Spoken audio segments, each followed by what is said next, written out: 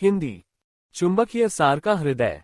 वान tang ने अपने हृदय में गर्जना की और चुंबकीय सार के हृदय को सक्रिय कर दिया। चुंबकीय सार के हृदय की असली क्षमता ब्रह्मांड में पूरी तरह से प्रकट हो गई। टूटे हुए उल्कापिंड तेज गति से वान टेंग के चारों ओर चक्कर लगाने लगे। फिर वे उसकी ओर तेजी से बढ़े। Boom boom boom. हिंसक विस्फोटों के बीच टूटी चट्टानें एक विशाल गेंद में इकट्ठी हो गईं, जिसके बीच में वान टेंग था। ये हवा में तैरता हुआ एक छोटा ग्रह जैसा लग रहा था। धमाका। सभी की अचरज भरी निगाहों के सामने पत्थर की गेंद ने अपना आकार बदलना शुरू कर दिया। नीचे पत्थर की 2 टांगें फैली हुई थीं और एक कोणीय पत्थर का सिर बाहर निकल आया। धमाका। एक अन्य विस्फोट के दौरान पत्थर की 2 भुजाएं निर्मित हुईं। ठीक उसी समय एक विशालकाय चट्टान सबके सामने प्रकट हुई। यह विशालकाय चट्टान उस चट्टान से कई गुना बड़ी थी जिसे वान टेंग ने धरती पर रहते हुए बनाया था। यह असीम अंतरिक्ष में खड़ी थी और एक भयानक आभा बिखेर रही थी। वह क्या है? एक गृह स्तर के मार्शल योद्धा ने अपनी लार निगल ली और डर से चट्टान के विशालकाय को घूरने लगा। क्लूक का चेहरा बदसूरत हो गया। जानलेवा हमले से बचने के बाद भी उसके मन में डर बना हुआ था। इसलिए जब उसने चट्टान के विशालकाय को देखा तो उसने आंखें सिकोड़ लीं। हम्फ। पूर्ण शक्ति के सामने कोई भी तरीका बेकार है, उसने नाक से कहा। उसके शरीर से तेज रोशनी निकली और वह सूरज की तरह जलने लगा। अप्रत्याशित रूप से उसने पहले हमला किया। उसने चट्टान के विशालकाय हिस्से पर 1000 फीट लंबी तलवार की चमक से वार किया। अच्छा, मैं जानना चाहता हूं कि एक दिव्य स्तर का मार्शल योद्धा कितना शक्तिशाली होता है। वान टेंग की ऊंची और उत्साहित आवाज चट्टान के विशालकाय के भीतर से आए। उसने चट्टान के विशालकाय को नियंत्रित किया और उसे हिलाना शुरू कर दिया। हालांकि चट्टान का विशालकाय बहुत बड़ा था, लेकिन वह धीमा नहीं था। चट्टान की भुजाएं बिजली की तरह तेजी से बाहर निकली और तलवार की चमक पर मुक्का मारा। चट्टान की मुट्ठी से एक भयावह मुट्ठी की चमक फूट पड़ी। पृथ्वी मुट्ठी चेतना एक ढाल बनाने के लिए विलीन हो गई। Ads by pub future. धमाका। तलवार की चमक ने मुट्ठी की ढाल को नष्ट कर दिया और चट्टान की भुजा पर जा गिरी। विशालकाय चट्टानी भुजाओं की जोड़ी 2 टुकड़ों में कट गई। क्या तुम्हें लगता है कि तुम सिर्फ एक विशालकाय बनाकर मुझसे लड़ सकते हो? क्या मजाक है? क्लूक ने मुस्कुराते हुए कहा। वह एक चमकदार आग के गोले में बदल गया और चट्टान के विशालकाय पर टूट पड़ा। वह उसे नष्ट करना चाहता था। धमाका। हालांकि इस समय 6 विशाल भुजाएं चट्टानी दानव की पीठ से बाहर निकली और उस ज्वलंत गेंद को रोक दिया जिसमें क्लूक बदल गया था। जलती हुई गेंद एक पल के लिए थम गई। आग की लपटों में घिरा क्लूक स्तब्ध रह गया। इतने सारे हाथ क्यों हैं? इससे पहले कि वह आगे सोच पाता। Boom boom boom. विशाल मुट्ठियां उसकी ओर मुक्का मारने लगीं। अल्टिमा की ताकत फूट पड़ी और एक जबरदस्त ताकत बाहर निकली जिसका लक्ष्य सीधा क्लूक था। दबाव बहुत ही भयानक था। दिव्य स्तर के योद्धा को पीछे हटने के लिए मजबूर होना पड़ा। उसके चारों ओर की लपटें इस तरह कांप रही थीं मानो वे उस विशाल बल का सामना नहीं कर पा रही थीं। धमाका। अचानक आग बुझ गई और क्लूक लड़खड़ाते हुए बाहर गिर पड़ा। अंतिम। NOWELLBEIN.CO। उसका चेहरा काला पड़ गया। इससे पहले अल्टिमा की तलवार थी, अब यह एक और अल्टिमा था। इस व्यक्ति के पास 2 अल्टिमा कौशल थे और वह एक अत्यंत दुर्लभ दिव्य आत्मा गुरु थे। वह कोई प्रतिभा नहीं है, वह एक राक्षस है। Ads by pub future. क्लूक की हत्या की मंशा बहुत बढ़ गई थी। चूंकि वह पहले ही इस प्रतिभाशाली व्यक्ति को अपमानित कर चुका था, इसलिए उसके पास उसे जीवित रहने की अनुमति देने का कोई रास्ता नहीं था। क्या वह मास्टर का लक्ष्य है? क्लूक का दिमाग तेजी से काम करने लगा। उसे भूरे रंग के बुजुर्ग द्वारा कही गई बातें याद आ गईं। मार डालो। चिल्लाने के साथ क्लूक के हाथ में मौजूद युद्ध तलवार से एक डरावनी तलवार की चमक फूट पड़ी। ऊंची ऊंची लपटें अंतरिक्ष के इस हिस्से को भर रही थीं। आग की लपटों के बीच एक विशालकाय जलता हुआ अजगर बन गया। वह उसके सिर के ऊपर रेंगता हुआ ठंडी और तीखी नजर से वान टेंग को घूर रहा था। चरम सीमा। ये चरमोत्कर्ष की तलवार थी। मरना। तलवार की चमक फूट पड़ी और जलता हुआ अजगर भी बाहर निकल आया। वह तलवार की चमक के साथ चट्टान के विशालकाय भाग की ओर बढ़ा। धमाका। तलवार की चमक ज्वलंत अजगर की फुफकार के साथ वान टेंग पर गिरी, जिसने चट्टान के विशालकाय को अपनी चपेट में ले लिया। वह जलने लगा। आग की लपटों के चारों ओर कई ज्वलंत तलवारें आपस में जुड़ गईं, जिससे एक भयानक मृत्यु क्षेत्र बन गया। तुम नहीं जानते कि तुम किससे निपट रहे हो, क्लूक ने व्यंग्य किया। उसने अपनी तलवार घुमाई और घृणा से आग के समुद्र को घूरा। उसे लगा कि वह पहले ही युद्ध जीत चुका है। जब से उसने अपनी अल्टिमा को जागृत किया है, तब से उसे कभी हार का सामना नहीं करना पड़ा। यहां तक कि उससे 1 या 2 स्तर ऊपर के मार्शल योद्धा भी उसके द्वारा मारे गए। एक ग्रह स्तर का बदमाश कैसे बच सकता है? लेकिन जब आग बुझ गई तो क्लूक का चेहरा बदल गया। उसने देखा कि हरे रंग की लपटों में डूबी एक आकृति बाहर निकलकर उसके सामने आ रही है। ये कैसे संभव था? क्लूक का चेहरा भयानक हो गया। वह अविश्वास से वान टेन के चारों ओर नाचती लपटों को देखता रहा। ये कौन सी आग है? यह मेरी अल्टिमा को कैसे रोक सकती है? मेरा एक सवाल है, तुम्हें मुझे पकड़ने के लिए किसने कहा? वान टेंग ने अपना रूप फिर से धारण कर लिया था। लपटें बुझ गईं और उसका असली चेहरा सामने आ गया। उस पर कोई भाव नहीं थे। वास्तव में तुम आर्गस नहीं हो। क्लूक की नजर तेज हो गई। मेरा सुझाव है कि तुम आज्ञाकारी होकर आत्मसमर्पण कर दो। यह आदेश ओलांद फेडरेशन के उच्च अधिकारियों द्वारा भेजा गया है। तुम सिर्फ एक गृह स्तरीय मार्शल योद्धा हो। भले ही तुम मुझसे बचकर भाग जाओ, लेकिन तुम उनकी गिरफ्तारी के आदेश से बचकर नहीं भाग पाओगे। इससे पहले कि वांग टेंग उसे जवाब दे पाता, उसने बोलना जारी रखा, तुम किसी नए ग्रह से होगे जिसकी अभी अभी खोज हुई है न? अगर मैं गलत नहीं हूं, तो तुम्हारा मात्र ग्रह आर्गस ग्रह है और दूसरे उम्मीदवार वहां गए थे। किसी कारण से तुम भागने में सफल हो गए। Ads by pub future. संघर्ष करना बंद करो, ये बेकार है। अगर तुम भाग भी गए तो भी संघ तुम्हारे ग्रह को जाने नहीं देगा। तुम्हारे परिवार और दोस्त गुलाम बन जाएंगे और उन्हें ब्रह्मांड के विभिन्न हिस्सों में बेच दिया जाएगा। उन्हें सबसे निचले दर्जे का जीवन भोगना पड़ेगा। जैसे जैसे वह बोलता गया, उसके चेहरे पर घृणा का भाव और भी गहरा होता गया। ऐसा लग रहा था कि उसने वांग टेन की पृष्ठभूमि को समझ लिया है और वह उसके और अन्य पृथ्वीवासियों के भाग्य पर सहजता से टिप्पणी कर रहा था। जो तुमने अभी कहा था, उसे दोहराओ। वांग टेन का चेहरा ठंडा पड़ गया। वह बिना किसी भाव के क्लूक को घूरता रहा। क्यों? क्या तुम नाराज हो? क्या तुम क्रोधित हो? क्लूक ने उपहास किया। तुम वाकई एक प्रतिभा हो, लेकिन तुम ओलांद फेडरेशन के सामने कुछ भी नहीं हो। चाहे तुम कितना भी संघर्ष करो, मौत ही तुम्हारा एकमात्र अंत है। क्या किसी ने तुमसे कहा कि तुम बहुत बकवास करते हो? वांग टेंग ने उदासीनता से पूछा। स्वूश। जैसे ही उसने बोलना समाप्त किया, प्रकाश की एक सुनहरी किरण अंतरिक्ष को चीरती हुई क्लूक के पीछे प्रकट हुई। कब? क्लूक हैरान था। उसका सिर सुन्न हो गया और उसकी रीढ़ की हड्डी से लेकर सिर के मुकुट तक ठंडक फैल गई। उसने बिना सोचे समझे स्वयं को बाईं ओर फेंक दिया। स्वूश। स्वाभाविक रूप से वह जल्दबाजी में इसे चकमा नहीं दे पाया। सुनहरी रोशनी की किरण से उसके शरीर का निचला हिस्सा कट गया। ताजा खून बह निकला और उसका आधा शरीर खत्म हो गया। यह एक भयानक दृश्य था। दिव्य स्तर के मार्शल योद्धा इतनी आसानी से नहीं मरते। क्लूक अभी भी जीवित था। वह भयंकर दर्द से चिल्लाया और पागलों की तरह भागने लगा। उसने यह नहीं सोचा था कि क्षण भर में ही स्थिति बदल जाएगी। 1 सेकंड पहले वह अभी भी वांग टेंग और उसके परिवार और दोस्तों के भाग्य पर बहुत ही ऊंचे और शक्तिशाली रवैये के साथ टिप्पणी कर रहा था। अब वह कुत्ते की तरह भाग रहा था। वह पछतावे से भर गया था।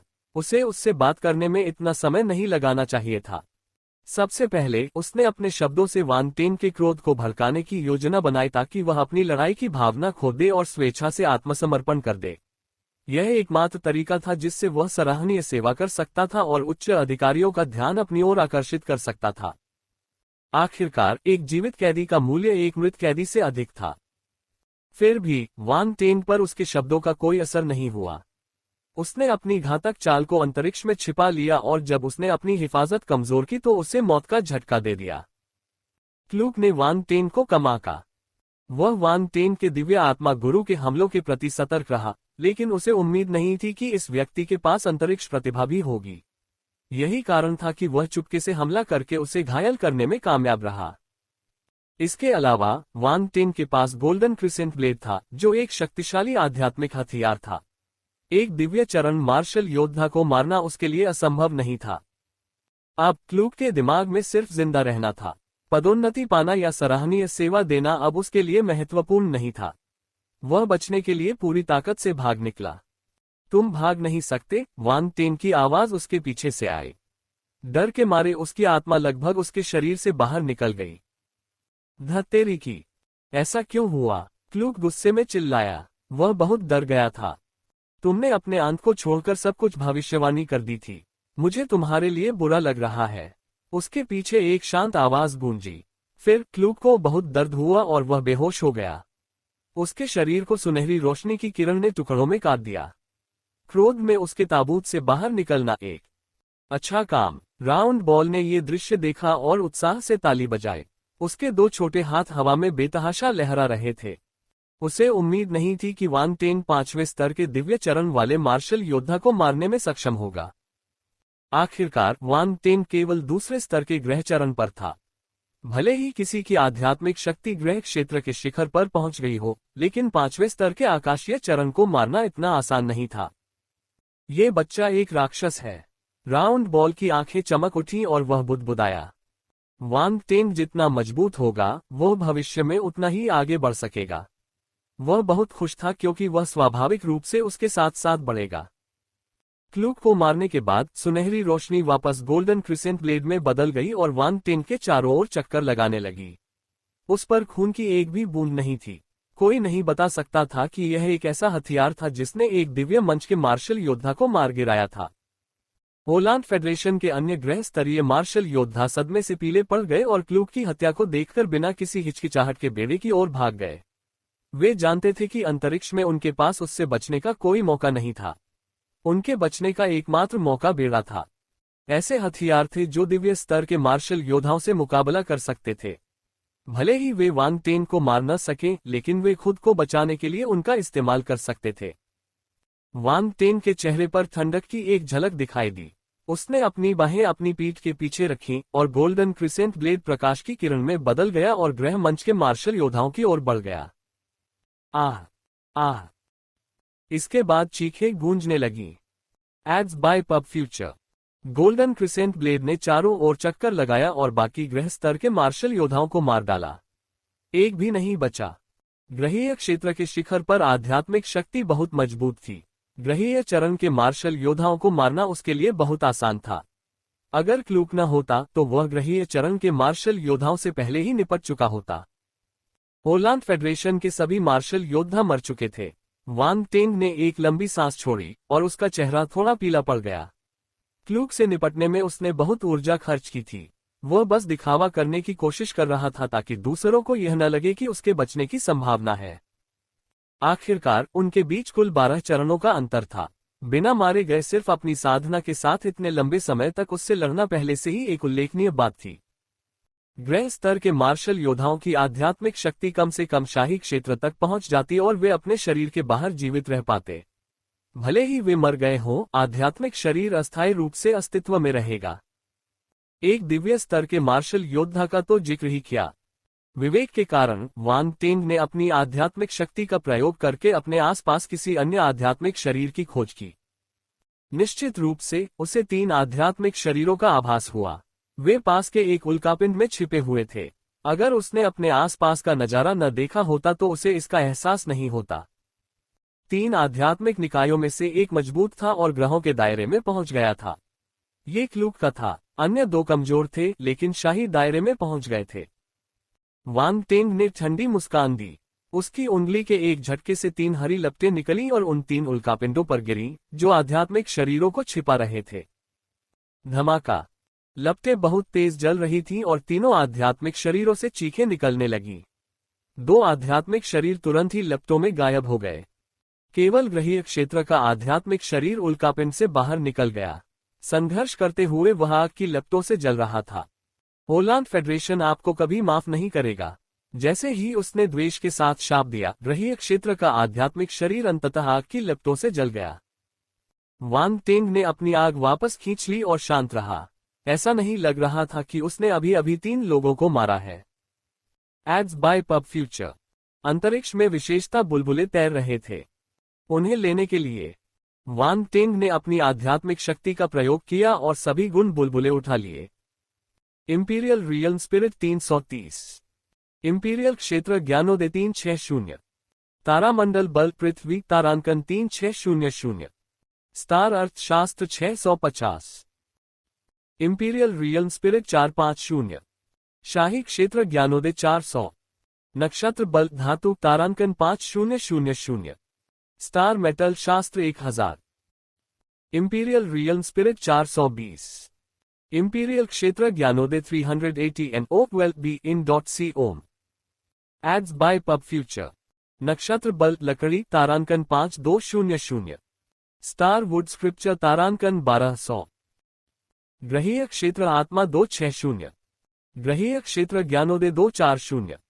नक्षत्र बल अग्नि तारांकन 8500। स्टार फायर स्क्रिप्चर आकाशीय चरण तारांकन 800। ज्वलंत पायथन तलवार अल्टिमा तारांकन 600। एक दर्जन से ज्यादा ग्रह स्तरीय मार्शल योद्धाओं और एक आकाशीय स्तरीय मार्शल योद्धा ने विशाल विशेषता बुलबुले गिराए। इस बार वान टेंग ने उनमें से बहुत सारे प्राप्त किए थे। पहला था आत्मा गुण। ग्रहीय चरण के मार्शल योद्धाओं ने उसे इंपीरियल रियल स्पिरिट के 4200 अंक प्रदान किए थे, जो कि ग्रहीय रियल स्पिरिट के 420 अंकों के बराबर था। आकाशीय चरण के मार्शल योद्धा क्लूक ने ग्रहीय क्षेत्र आत्मा के 260 अंक उपहार में दिए। इससे कुल 680 ग्रहीय क्षेत्र आत्मा विशेषता अंक हुए। ये आत्मिक गुण तुरंत ही शुद्ध आध्यात्मिक ऊर्जा में बदल गए और वान टेन के मन में प्रवाहित हो गए तथा आत्मा द्वारा संघनित नक्षत्र में प्रवाहित हो गए। धमाका। नक्षत्र में आध्यात्मिक ऊर्जा की एक बड़ी मात्रा संघनित थी। इस समय एक ट्रिगर हुआ और अत्यंत भयानक आध्यात्मिक उतार चढ़ाव शुरू हो गए। आत्मा विशेषताओं के 680 अंक आखिरी तिनका थे जिसने ऊंट की पीठ तोड़ दी। ग्रहीय क्षेत्र आत्मा अपनी सीमा तक पहुंच गई और आगे बढ़ने का एकमात्र तरीका था। उस आत्मिक तारामंडल में असीम आध्यात्मिक ऊर्जा अंदर की ओर ढह गई और एक अविश्वसनीय परिवर्तन से गुजरी। आध्यात्मिक ऊर्जा के पतन के साथ ऐसा लग रहा था कि यह एक भयावह स्तर तक संकुचित हो गई थी। ये प्रक्रिया कुछ समय तक चली। अंत में आध्यात्मिक ऊर्जा धीरे धीरे एक गहरे काले रंग के बल नाभिक में संघनित हो गई। जब वान टेन को काली शक्ति के नाभिक का आभास हुआ तो वह चकित रह गया। क्रोध में उसके ताबूत से बाहर निकलना यह इतना छोटा और बदसूरत कैसे हो गया। इससे पहले कि वह अपनी टिप्पणी समाप्त कर पाते, धमाका। अचानक गहरे काले रंग के फोर्स न्यूक्लियस से प्रकाश की एक चमकदार किरण निकली। एक पल में गहरे काले रंग का फोर्स न्यूक्लियस आग की तरह लाल हो गया। रोशनी खिल उठी। ये चमकदार और झुलसाने वाली थी। वान टेन प्रकाश से लगभग अंधा हो गया था। अब वह आत्मा एक असली सितारे की तरह लग रही थी। तारे से एक शक्तिशाली आध्यात्मिक उतार चढ़ाव निकला। एक हल्का आध्यात्मिक कोहरा नाभिक से बाहर निकलकर उसके चारों ओर तैरने लगा। यह दिव्य आत्मा गुरु की सबसे बड़ी शक्ति थी, आध्यात्मिक शक्ति। ये दिव्य क्षेत्र की आध्यात्मिक शक्ति थी। इस समय वान टेन की आत्मा आधिकारिक रूप से दिव्य क्षेत्र में आगे बढ़ चुकी थी। यह एक अभूतपूर्व ऊंचाई पर पहुंच गई थी। यह दिव्य क्षेत्र आत्मा उसके लिए अन्य सभी दिव्य चरण मार्शल योद्धाओं को रौंदने के लिए पर्याप्त थी। अगर उसे फिर से क्लूक से लड़ना था तो उसे किसी भी चालाक चाल का उपयोग करने की आवश्यकता नहीं होगी। उसे मारना एक आसान काम होगा। दिव्य क्षेत्र की आत्मा कितनी शक्तिशाली थी। वान टेन ने एक लंबी सांस ली। वह बहुत खुश था। उसने नहीं सोचा था कि वह अपनी आत्मा में एक सफलता प्राप्त करेगा। आत्मा के क्षेत्र मार्शल आर्ट के चरणों की तरह थे। 9 स्तर थे। हालांकि 10,000 अंक पूरे 9 स्तरों का प्रतिनिधित्व करते थे। इस प्रकार जब वान टेन ने आत्मा विशेषताओं के 10,000 अंक एकत्र किए तो वह स्वाभाविक रूप से दिव्य क्षेत्र में पहुंच गया। ये बहुत कम लग सकता है, लेकिन मार्शल आर्ट की तुलना में मनोबल बढ़ाना अधिक कठिन था। हालांकि वान टेन बेहद भाग्यशाली था। उसके पास ब्रह्मांड चरण मार्शल योद्धा नांगो व्यू द्वारा छोड़ा गया आध्यात्मिक भूल भुलैया था, जिसने उसे बड़ी मात्रा में आत्मा प्रदान की। ये सभी आत्मा गुण ग्रहीय क्षेत्र में थे। उसने गलती से सेंट स्टार पैगोडा से 2 आकाशीय चरण मार्शल योद्धाओं को भी मार डाला और अधिक आत्मा गुण प्राप्त किए। अंत में वहां थे काले प्रेत। उनका स्तर भले ही कम था, लेकिन वे संख्या में जीत गए। वान टेन ने एक पूरी डाक प्रेत सेना को नष्ट कर दिया था। कौन जानता था कि अंदर कितने डाक प्रेत थे।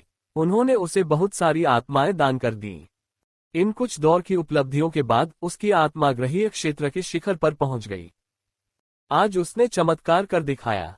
वह अकेले ही क्लूक को मारने में कामयाब हो गया। इस बारे में सोचें, क्या इन कुछ स्थितियों का सामान्य रूप से सामना करना आसान था? एड्स बाय पब फ्यूचर बिल्कुल नहीं। आमतौर पर वह कभी भी इतने सारे ग्रहीय क्षेत्र आत्मा गुण एक साथ इकट्ठा करने में सक्षम नहीं होता। उसे अपने साथी ग्रहीय चरण मार्शल योद्धाओं से उन्हें थोड़ा थोड़ा करके उठाना होगा। अंत में वह भाग्यशाली था। उसके सुंदर चेहरे ने उसे जीवन में कई भाग्यशाली अंक अर्जित करने में मदद की। यह उन्नति एक अपेक्षित आश्चर्य था। आत्मा 1/20,000 आकाशीय क्षेत्र। जब वांग टेंग ने दिव्य क्षेत्र आत्मा की प्रगति पट्टी देखी तो वह निराश हो गया। उसे दिव्य क्षेत्र आत्मा के 20,000 अंक की आवश्यकता थी। उसे इसकी उम्मीद तो थी, लेकिन फिर भी वह उदास था। उसे उस संख्या तक पहुंचने में कितना समय लगेगा? ये सेलेस्टियल रियल्म स्पिरिट था। इसे उठाना आसान नहीं होगा। बहुत से दिव्य मंच के मार्शल योद्धाओं के पास दिव्य क्षेत्र आत्मा नहीं थी। केवल ब्रह्मांड मंच के मार्शल योद्धाओं के पास निश्चित रूप से दिव्य क्षेत्र आत्मा होगी। इसका मतलब यह था कि वांग टेन को यह विशेषता ब्रह्मांड स्तर के मार्शल योद्धाओं से प्राप्त करने की आवश्यकता थी। ईमानदारी से कहूं तो वह अभी भी लंबे समय तक जीना चाहता था। अगर वह द्वंद्वयुद्ध के लिए ब्रह्मांड चरण के मार्शल योद्धाओं की तलाश में जाता तो वह 9 जीवन होने पर भी जीवित नहीं रह पाता। अगर उसके पास 99 जीवन होते तो वह कोशिश कर सकता था। वांग टेंग ने अपना सिर हिलाया और दूसरी विशेषता को देखना जारी रखा। अगला चरण था आत्मज्ञान का। कई ग्रह स्तरीय मार्शल योद्धाओं ने वांग टेंग के लिए सम्राट क्षेत्र ज्ञानोदय के 3800 अंक प्रदान किए थे। ये ग्रह क्षेत्र ज्ञानोदय के 380 अंक थे। इसमें क्लूक के ग्रहीय क्षेत्र प्रबोधन के 240 अंक जोड़ने पर उसके पास ग्रहीय क्षेत्र प्रबोधन के 620 अंक थे। आत्मज्ञान 9395/10,000 ग्रहीय क्षेत्र। उसकी आत्मज्ञान की विशेषता एक क्षेत्र ऊपर नहीं बढ़ी। हालांकि वांग टेंग ने अपने आत्मज्ञान में बदलाव महसूस किया। उसे एक अजीब सा एहसास हुआ कि वह पहले से ज्यादा समझदार हो गया है। अन्य लोगों को कभी भी इस भावना का अनुभव नहीं होगा। यह अद्भुत लगा। Ads by pub future. इसके बाद विभिन्न नक्षत्र बल थे। अधिकांश मार्शल योद्धाओं के पास 5 मूल तत्व थे। उनमें से किसी के पास उत्परिवर्तित तत्व नहीं थे। वांग टेंग थोड़ा निराश हुआ। उन्होंने अन्य बल विशेषताओं की गिनती शुरू कर दी। अग्नि बल के पास सबसे अधिक 15,600 अंक थे। क्लूक एक दिव्य चरण मार्शल योद्धा था, इसलिए ये समझ में आता था कि वह अधिक अग्नि बल गिराएगा। नक्षत्र अग्नि बल के 15,600 अंक वांग टेंग के शरीर में विलीन हो गए और एक स्तर आगे बढ़ गए। नक्षत्र अग्नि बल 10,100/30,000 ग्रहीय चरण तृतीय स्तर। इसके बाद धातु बल नामक नक्षत्र आया। 3 मार्शल योद्धाओं के पास धातु तत्व था, इसलिए धातु बल थोड़ा ज्यादा था। इसके 11,200 अंक थे। वांग टेंग की तारामंडल धातु फोर्स भी एक स्तर ऊपर चढ़ गई। नक्षत्र धातु बल 2,800/20,000 ग्रहीय चरण द्वितीय स्तर। 8,600 अंकों के साथ नक्षत्र वुडफोर्स दूसरे स्थान पर था। वांग टेंग का नक्षत्र वुडफोर्स पहले स्तर से दूसरे स्थान पर पहुंच गया। नक्षत्र लकड़ी बल 300/20,000 ग्रहीय चरण द्वितीय स्तर। नक्षत्र लकड़ी बल हमेशा से वांग टेंग का सबसे कमजोर बल रहा था। उसने नहीं सोचा था कि यह एक छोटी सी वृद्धि का आनंद लेगा। अंत में नक्षत्र पृथ्वी बल के 6,800 अंक और नक्षत्र जल बल के 6,600 अंक थे। उनका नक्षत्र पृथ्वी बल ग्रहीय अवस्था के दूसरे स्तर पर था। अब ये तीसरे स्तर पर पहुंच गया। केवल उसका नक्षत्र जल बल ही पहले स्तर पर रह गया। उसे आगे बढ़ने के लिए बस थोड़ा और चाहिए था। तारामंडल पृथ्वी बल 400/30,000 ग्रहीय चरण तृतीय स्तर।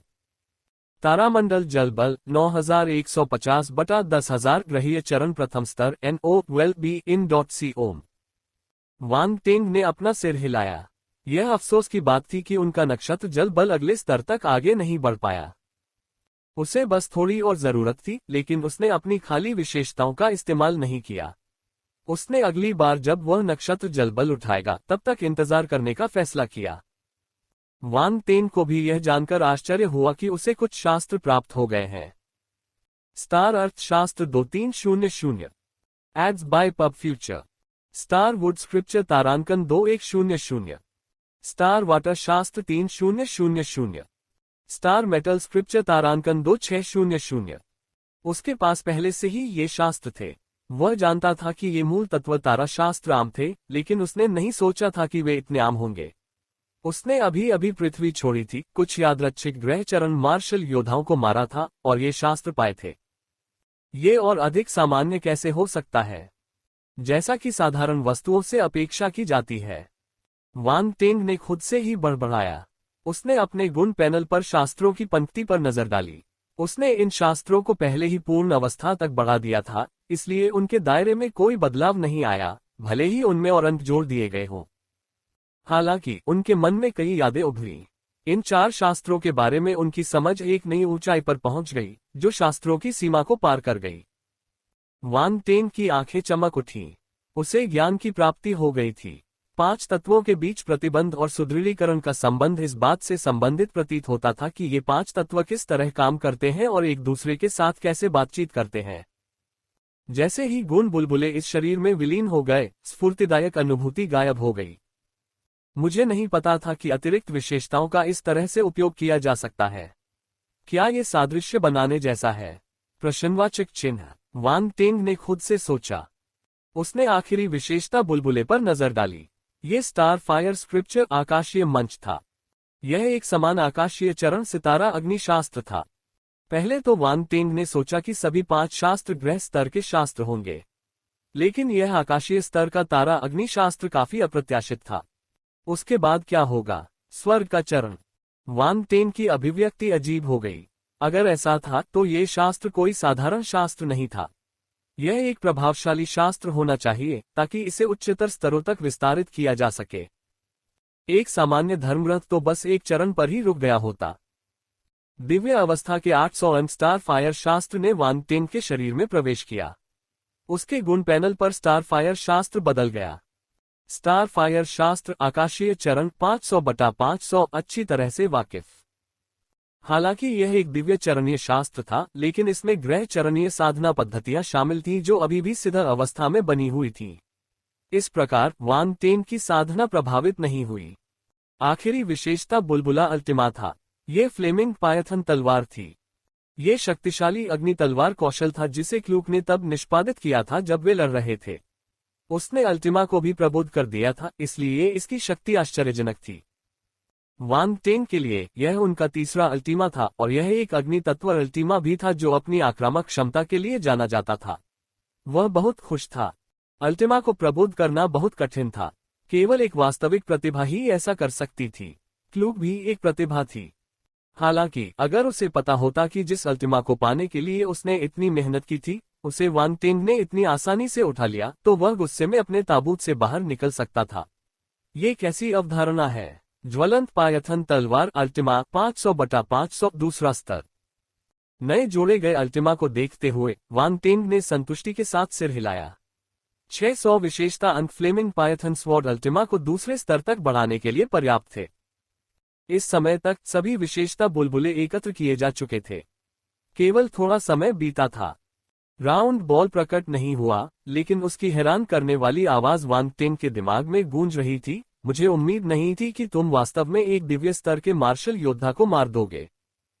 ये सामान्य है। मेरी प्रशंसा करने की कोई जरूरत नहीं है, वान टेंग ने शांति से उत्तर दिया।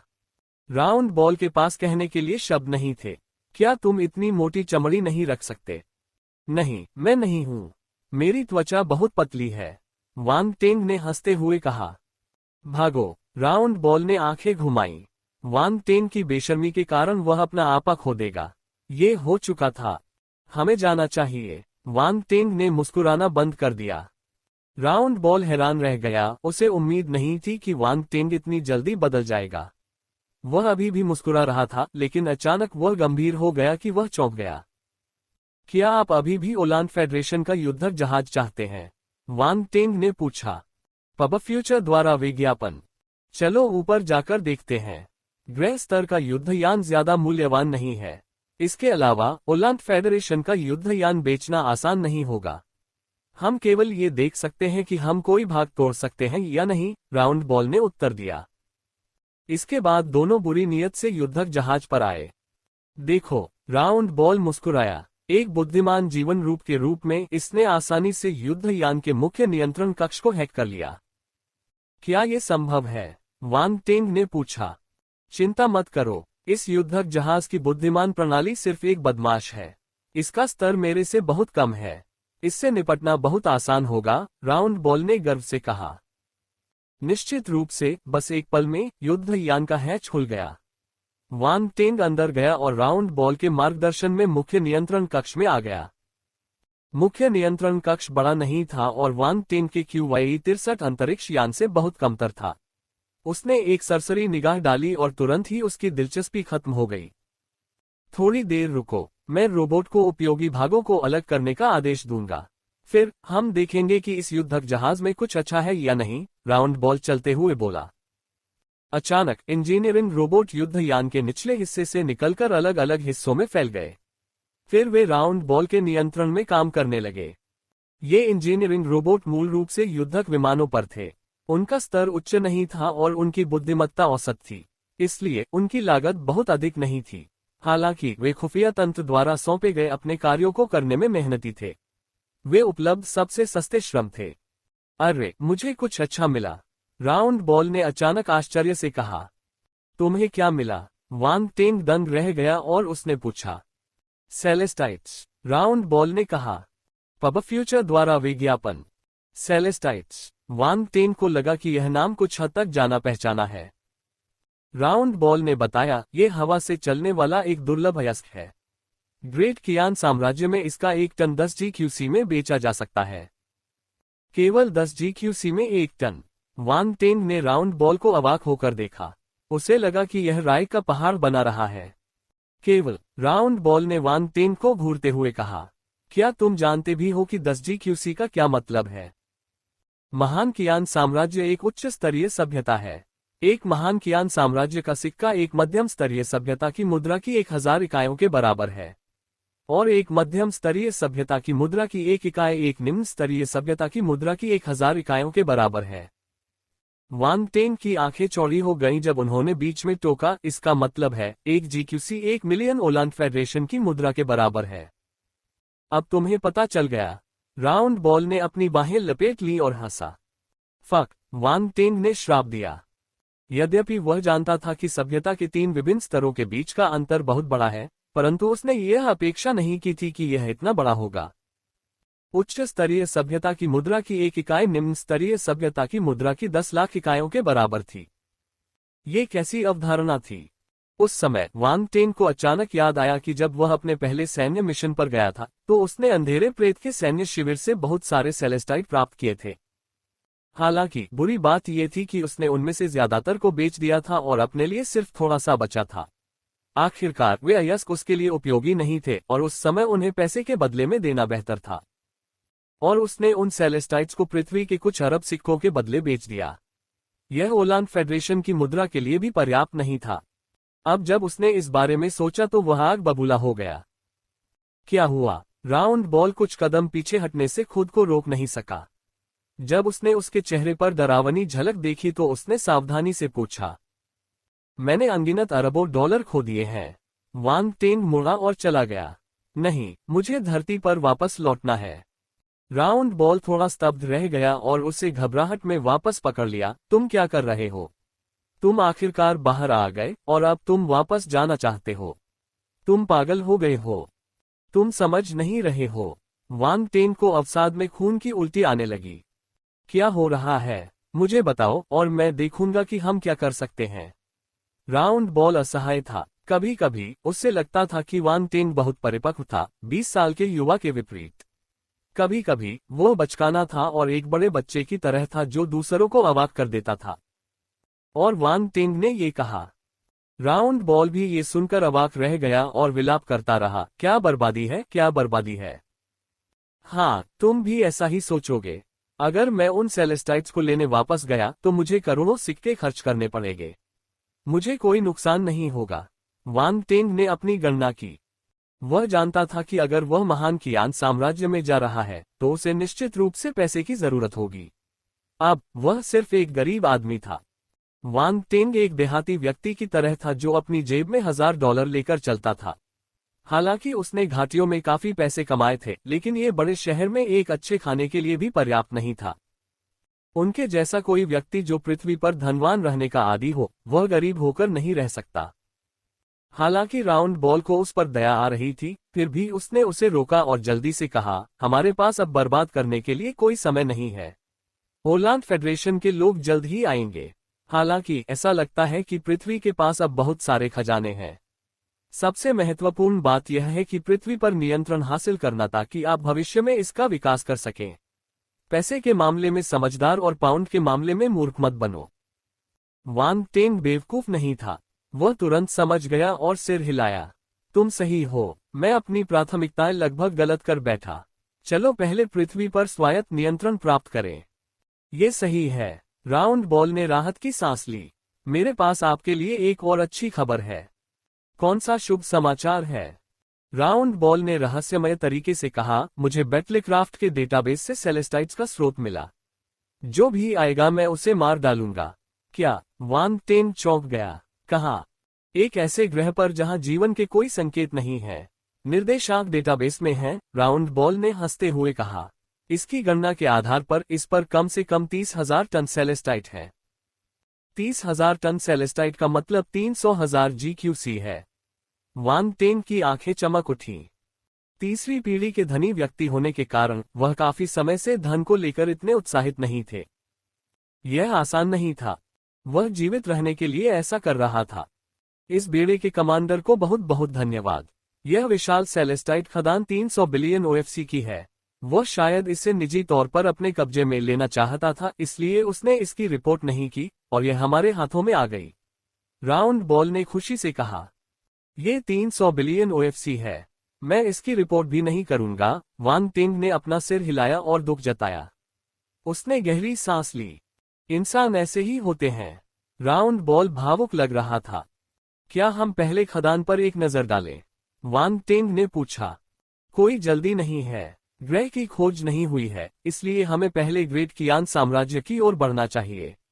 फिर हम इसे खनन करने का कोई तरीका सोचेंगे। 30,000 टन अयस्क को जल्दी से खनन करना असंभव है। हमें बहुत सारे खनन उपकरणों की आवश्यकता होगी। राउंड बॉल ने अपना सिर हिलाया और उत्तर दिया।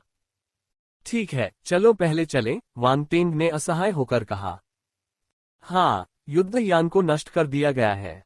मैंने सभी मूल्यवान भाग ले लिए हैं। राउंड बॉल ने प्रसन्नतापूर्वक मुस्कुराया।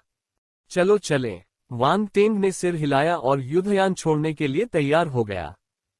रुको, राउंड बॉल अचानक चिल्लाया। पब फ्यूचर द्वारा विज्ञापन, अब क्या है? वान टेंग वहीं रुक गया। एक कॉल नोटिफिकेशन है। यह एक अनिवार्य कॉल है जिसे उठाना ही होगा। अगर मैंने इसे ब्लॉक नहीं किया होता तो ये तुरंत कनेक्ट हो जाती। राउंड बॉल के चेहरे पर भाव बदल गए। वान टेंग की नजर तेज हो गई। जवाब दो। इसका जवाब दो। राउंड बॉल अवाक रह गया। क्या तुम्हें यकीन है? हाँ, इसे कनेक्ट करें। वान टेंग ने शांति से सिर हिलाया। ठीक है, मैं आपकी बात सुनूंगा। राउंड बॉल को नहीं पता था कि वान टेंग क्या करना चाहता था, लेकिन उसे विश्वास था कि वह कोई अर्थहीन निर्णय नहीं लेगा। बीप। मुख्य स्क्रीन पर एक छवि दिखाई दी। उस पर ग्रे गाउन पहने एक बुजुर्ग व्यक्ति था। ये वही व्यक्ति था जिसने क्लूक को आदेश दिया था। जैसे ही वह वहां पहुंचा, उसने कुछ गड़बड़ महसूस की। उसने उदासीन और ठंडी निगाहों से वान टेंग को देखा। आप कौन हैं? उन्होंने सामान्य सार्वभौमिक भाषा में पूछा।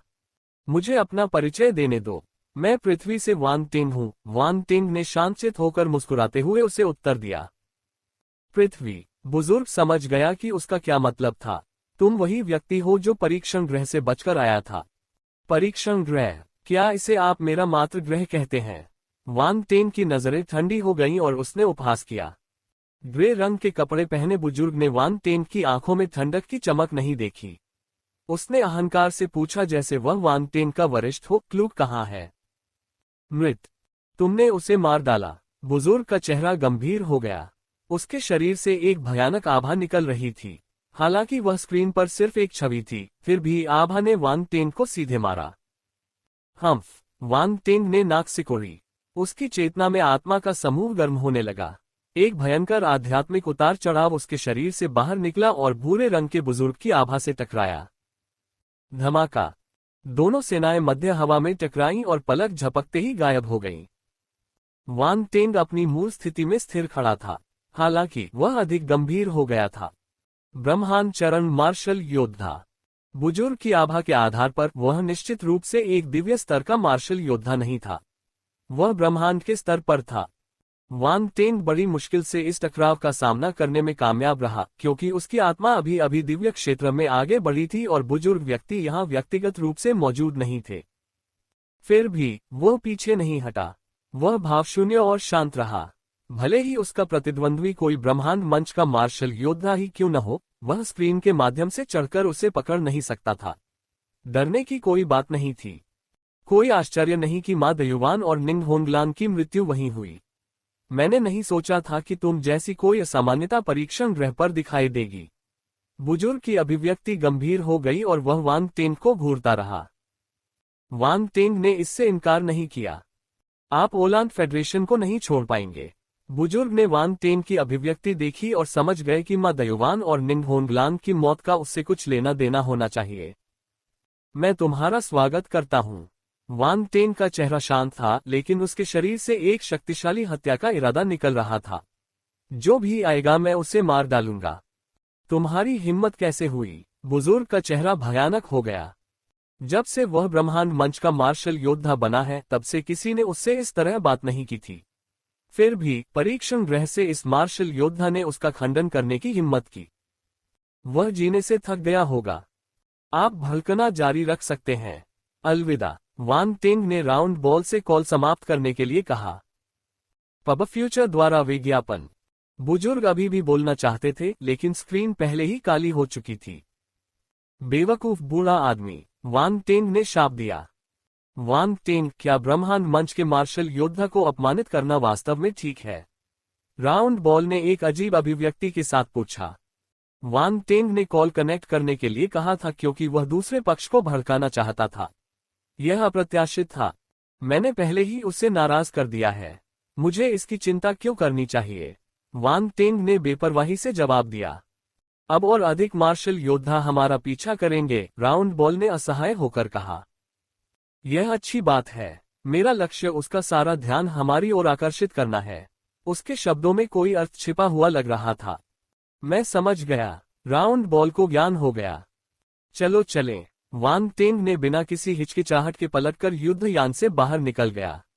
NOWELLBEJAN.CO। राउंड बॉल उसके पीछे पीछे आया और बुदबुदाया, ईमानदारी से कहूं तो मुझे बहुत अच्छा लगा जब तुमने उस ब्रह्मांड मंच के मार्शल योद्धा को डांटा। तुम्हारे पास अनुभव की कमी है। ये सोचना कि तुम एक बुद्धिमान जीव हो, लेकिन तुमने पहले कभी इसका अनुभव नहीं किया है। वांग टेंग ने अपना सिर हिलाया। राउंड बॉल का मूड खराब हो गया। वह 10 लाख से ज्यादा साल तक सिर्फ इस छोटे से बच्चे से शिक्षा पाने के लिए ही जिंदा रहा था। वे युद्धयान से उतरकर अपने QYE-63 अंतरिक्ष यान में वापस आ गए और फिर से उड़ान भरने लगे। अंतरिक्ष यान प्रकाश की किरण की तरह आगे की ओर वर्महोल में जा गिरा। धमाका। उसी समय ओलांद फेडरेशन का युद्धक जहाज फट गया और एक विशाल आग के गोले में बदल गया। यह अंतरिक्ष में अनगिनत टुकड़ों में बिखर गया। धातु के टुकड़े कबाड़ में बदल गए और इस खाली अंधेरे में तैरने लगे। धीरे धीरे इस क्षेत्र में शांति बहाल हो गई। वर्महोल अंधेरे में चुपचाप तैरता रहा। Hollande federation. ओलांद संघ में 9 मुख्य आकाशगंगाएं थीं। प्रत्येक आकाशगंगा की रक्षा एक ब्रह्मांड मंच मार्शल योद्धा द्वारा की जाती थी। इस समय आकाशगंगा के मुख्य ग्रह मिल्की प्लेनेट के ऊपर एक विशाल महल से एक कान फाड़ देने वाली और भयंकर दहाड़ गूंजती हुई सुनाई दी। महल के चारों ओर बहुत अधिक दबाव फैल गया, जैसे कोई भयानक विशालकाय जानवर क्रोधित हो गया हो। 10 बेड़े भेजो और 9वें स्तर के दिव्य चरण के मार्शल योद्धाओं को उनका नेतृत्व करने दो। इस आदमी का पीछा करो और उसे मार डालो। महल में एक ठंडी आवाज गूंजी। समय तारांकन 1। QYE-63 अंतरिक्ष यान फिर से रवाना हुआ। ये वर्महोल में गया और सीधे ग्रेट कियान साम्राज्य की ओर बढ़ गया। ब्रह्मांड में वर्महोल एक अत्यंत विचित्र उपस्थिति है। यह एक संकरी सुरंग है जो 2 अलग अलग स्थानों को जोड़ने में सक्षम है। यह एक अंतरिक्ष सुरंग भी हो सकती है जो ब्लैक होल और व्हाइट होल को जोड़ती है। इसलिए इसे ग्रे टनल कहा जाता है। चाहे जो भी हो, आप वर्महोल का उपयोग करके अंतरिक्ष में तुरंत यात्रा कर सकते हैं, या यूं कहें कि समय के माध्यम से यात्रा कर सकते हैं। राउंड बॉल ने अंतरिक्ष यान के कमांड रूम में खुशी खुशी अपना ज्ञान दिखाया। समय यात्रा। वांग टेंग की आंखों में एक अजीब चमक थी। वह इस रहस्यमय क्षेत्र के संपर्क में कभी नहीं आया था। समय को समझना उसके लिए कठिन था। यह अंतरिक्ष से कई गुना ज्यादा रहस्यमय था। राउंड बॉल मुस्कुराई जब उसने देखा कि वान टेन की दिलचस्पी बढ़ गई है। उसने आगे कहा, जब ब्रह्मांड का जन्म हुआ तो सब कुछ अस्त व्यस्त था। फिर यह अपने आप संचालित हुआ और समय और स्थान अस्तित्व में आए। ये 9 मूल तत्व भौतिक ब्रह्मांड बनाते हैं: धातु, लकड़ी, पानी, आग, पृथ्वी, हवा, बिजली, प्रकाश और अंधेरा। वे सब कुछ शामिल करते हैं। अराजकता। वान टेन को ऐसा लगा जैसे कुछ समझ में आ गया हो। धातु, लकड़ी, पानी, आग, पृथ्वी, हवा, बिजली, प्रकाश, अंधेरा।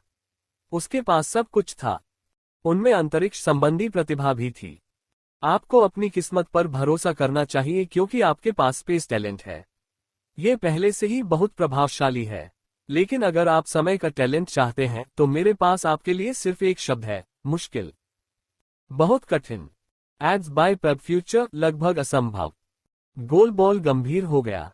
उसने अपना सिर हिलाया और आगे बोला, केवल देवता ही समय को छू सकते हैं। साधारण प्राणी इसे महसूस ही नहीं कर पाएंगे। अतीत में ब्रह्मांड में ऐसी प्रतिभाएं थीं जिनके पास समय की प्रतिभा थी। आपको क्या लगता है कि उनका क्या हुआ? क्या वान टेंग ने भी साथ दिया? उसे मानना पड़ा कि राउंड बॉल ने उसकी दिलचस्पी जगा दी थी। समय की प्रतिभा के साथ पैदा हुए लोग बेहद शक्तिशाली होते हैं, लेकिन राउंड बॉल के स्वर के आधार पर उनका अंत अच्छा नहीं लगता। राउंड बॉल ने कुछ देर चुप रहने के बाद कहा, समय ने उन्हें नष्ट कर दिया है। जो लोग समय के साथ खेलते हैं वे समय के साथ नष्ट हो जाते हैं। समय के कारण खराब हो गया। वान टेंग ने भौहें सिकोड़ते हुए इसका अर्थ सोचा। किसी ने अपनी समय प्रतिभा का बहुत जल्दी उपयोग किया, जिसके परिणामस्वरूप उसका भौतिक शरीर बहुत बूढ़ा हो गया क्योंकि उसका जीवन काल पर्याप्त नहीं था। अंत में वह एक अनिच्छुक मौत मर गया।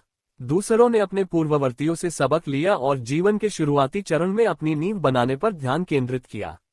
उन्होंने अपनी समय प्रतिभा का उपयोग केवल एक उच्च स्तर पर पहुंचने और लंबी उम्र प्राप्त करने के बाद शुरू किया। अपनी साधना के दौरान उन्होंने कई लाभ प्राप्त किए। वे अदम्य थे। हालांकि शाश्वत चरण में मार्शल योद्धा भी समय के सामने कुछ नहीं है। कुछ लोग समय द्वारा निगल लिए गए और भौतिक दुनिया से गायब हो गए। ऐसा लगा जैसे वे कभी अस्तित्व में ही नहीं थे। राउंड बॉल ने वान टेंग को धीरे से समझाया। ऐसा लग रहा था कि वह उसे खतरों के बारे में चेतावनी दे रहा था। अंतरिक्ष भी वैसा ही है। ये रहस्यमय है। हम इसका केवल एक हिस्सा ही समझ सकते हैं। वहां बहुत सारी अज्ञात चीजें हैं। प्राचीन काल से ही कई दुर्जय मार्शल योद्धाओं को अंतरिक्ष ने निगल लिया है। जिन लोगों में समय की प्रतिभा थी वे भी प्रसिद्ध व्यक्ति थे, लेकिन उनमें से कोई भी मृत्यु से नहीं बच पाया। इसलिए अपनी प्रतिभा पर बहुत अधिक भरोसा न करें। साधना अभी भी कुंजी है। वान टेंग ने सहमति जताने के लिए सिर हिलाया। वह थोड़ा भावुक हो गया। उनकी यात्रा बेहद सहज रही। उन्होंने अपनी योग्यता बढ़ाने के लिए विशेषताओं को चुनने पर भरोसा किया। उन प्रतिभाओं की तुलना में उन्हें ऐसी चिंताओं की परवाह नहीं करनी पड़ी। इसके बारे में सोचकर ही अद्भुत महसूस हुआ। Ads by pub future. खांसी। वान टेंग ने अपने विचार वापस खींचे और पूछा, क्या किसी के पास अराजकता बल है? अंडरस्को। तुमने क्या कहा? राउंड बॉल ने आश्चर्य से अचानक अपना सिर घुमाया। उसे उसका सवाल समझ में नहीं आया। NOBEIN.CO। एर्म, क्या कभी किसी के पास अराजकता बल होता है? वान टेंग ने दोहराया। उसे लगा कि राउंड बॉल ने शायद गलत सुना है। तुम ये क्यों पूछ रहे हो? राउंड बॉल ने चौंक कर उससे पूछा। कुछ नहीं, मैं बस उत्सुक हूं, वान टेंग ने बिना अपना भाव बदले सहजता से उत्तर दिया। राउंड बॉल ने गंभीरता से कहा, जिज्ञासा बिल्ली को मार देती है। मैंने कभी किसी के पास अराजकता बल होने के बारे में नहीं सुना। अगर है भी तो हम उस स्तर तक नहीं पहुंच पाएंगे। लेकिन मेरा विश्वास करो, अराजकता बल शायद कभी प्रकट नहीं होगा। ये समय प्रतिभा से भी दुर्लभ है। ज्यादा मत सोचो। क्यों नहीं? वान टेंग हार मानने को तैयार नहीं था। क्या तुम्हें वाकई इसकी तह तक जाना है? ठीक है, मैं तुम्हें बताता हूं। राउंड बॉल ने गुस्से में नाक भान सिकोड़ी। वह वान टेंग के सामने हवा में क्रॉस लेग करके बैठ गया ताकि वह उसकी आंखों में देख सके। अपनी ठोड़ी पर हाथ रखते हुए उसने कहा, चलो इस प्रतिभा के साथ पैदा होने की बात नहीं करते। मैंने ऐसा कुछ कभी नहीं सुना। जहां तक खेती के दौरान इसे हासिल करने की बात है तो यह अवास्तविक है। आपको पता होना चाहिए कि अराजकता बल में वे सभी तत्व शामिल हैं जिनका मैंने अभी उल्लेख किया है। धातु, लकड़ी, पानी, आग, पृथ्वी, हवा, बिजली, प्रकाश, अंधेरा, अंतरिक्ष और समय। वान टेंग ने सिर हिलाया। फिर उसने भौहें सिकोड़ी। बर्फ और जहर के बारे में क्या उन्हें नहीं गिना जाता? Ads by pub future. बर्फ और जहर उत्परिवर्तित तत्व हैं। वे मूल तत्व नहीं हैं। राउंड बॉल ने अपना सिर हिलाया। कृपया जारी रखें, वान टेंग ने कहा। यदि आप अराजकता बल बनाना चाहते हैं तो आपको सभी 9 मूल तत्वों के साथ साथ अंतरिक्ष और समय प्रतिभा की भी आवश्यकता है। इन सभी बलों और प्रतिभाओं को रखने की संभावना 1 अरब में से 1 है। आइए डार्क फोर्स के बारे में बात करते हैं। अंधेरे प्रेत के अलावा सामान्य जीवित प्राणी इसे नियंत्रित नहीं कर पाएंगे। एक बार जब आप अंधेरे में उतर जाते हैं तो आप रसातल से बाहर नहीं निकल पाएंगे। आपको सभी बलों के बीच संतुलन बनाए रखने की भी आवश्यकता है। एक भी गलती नहीं होनी चाहिए, अन्यथा आप विस्फोट करके मर जाएंगे। यह एकमात्र तरीका है जिससे आप सभी तत्वों को एक साथ जोड़ सकते हैं। यह उतना ही मुश्किल है जितना कि सभी बलों और प्रतिभाओं को प्राप्त करना। ये और भी कठिन हो सकता है। बोलते बोलते वह भौचक्का हो गया। उसे नहीं लगा कि कोई ऐसा कर सकता है। तुम बहुत ज्यादा सोच रहे हो। मैं ईमानदारी से तुम्हारी इतनी हिम्मत और अवास्तविक सोच की प्रशंसा करता हूँ। राउंड बॉल ने वान टेन की तरफ आंखें घुमाई। फिर वह मुड़ा और दूर चला गया। ठीक है, मैं अब तुम पर समय बर्बाद नहीं करने वाला। मुझे युद्ध कवच बनाना है। अच्छी साधना करो। हमारे दुश्मनों के आने से पहले अपनी क्षमता को जितना हो सके उतना बढ़ाने की कोशिश करो। ये बोलना समाप्त करने के तुरंत बाद गायब हो गया। यह अंतरिक्ष यान के मुख्य भाग में विलीन हो गया था और जहां चाहे वहां जा सकता था। कितना सुविधाजनक था। असंभव, वान टेंग ने खुद से कहा। अचानक उसने अपने सामने अंतरिक्ष में कुछ विशेषता बुलबुले तैरते हुए देखे।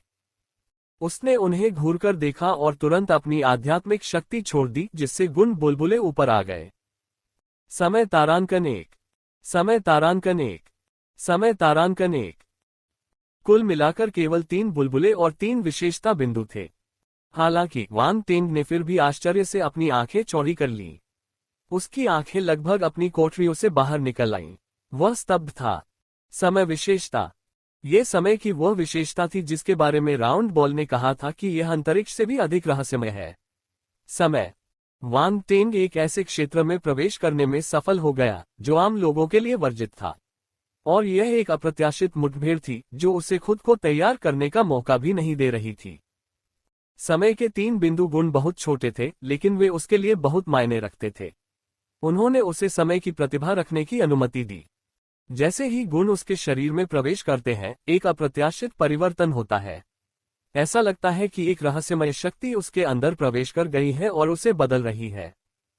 उसे आत्मज्ञान की एक झलक महसूस हुई। इससे उसे समय की शक्ति के बारे में कुछ समझ मिली। वान टेंग ने अपना हाथ उठाया और समय बीतने को महसूस करने के लिए अपनी आंखें बंद कर लीं। इस समय उसे लगा कि वह समय की शक्ति में डूबा हुआ है। उसे लगा कि धुंध की परतों में लिपटी एक समय नदी भविष्य की ओर बढ़ रही है। यह अपरिवर्तनीय था और नदी में चमकदार रोशनी झिलमिला रही थी। वह धुंध के माध्यम से इसे मुश्किल से देख पा रहा था। यह एक भ्रम की तरह लग रहा था, चमकदार और चमकदार। हालांकि ये छवि केवल एक पल के लिए ही रही और फिर तुरंत गायब हो गई। वान टेंग ने अपनी आंखें खोली।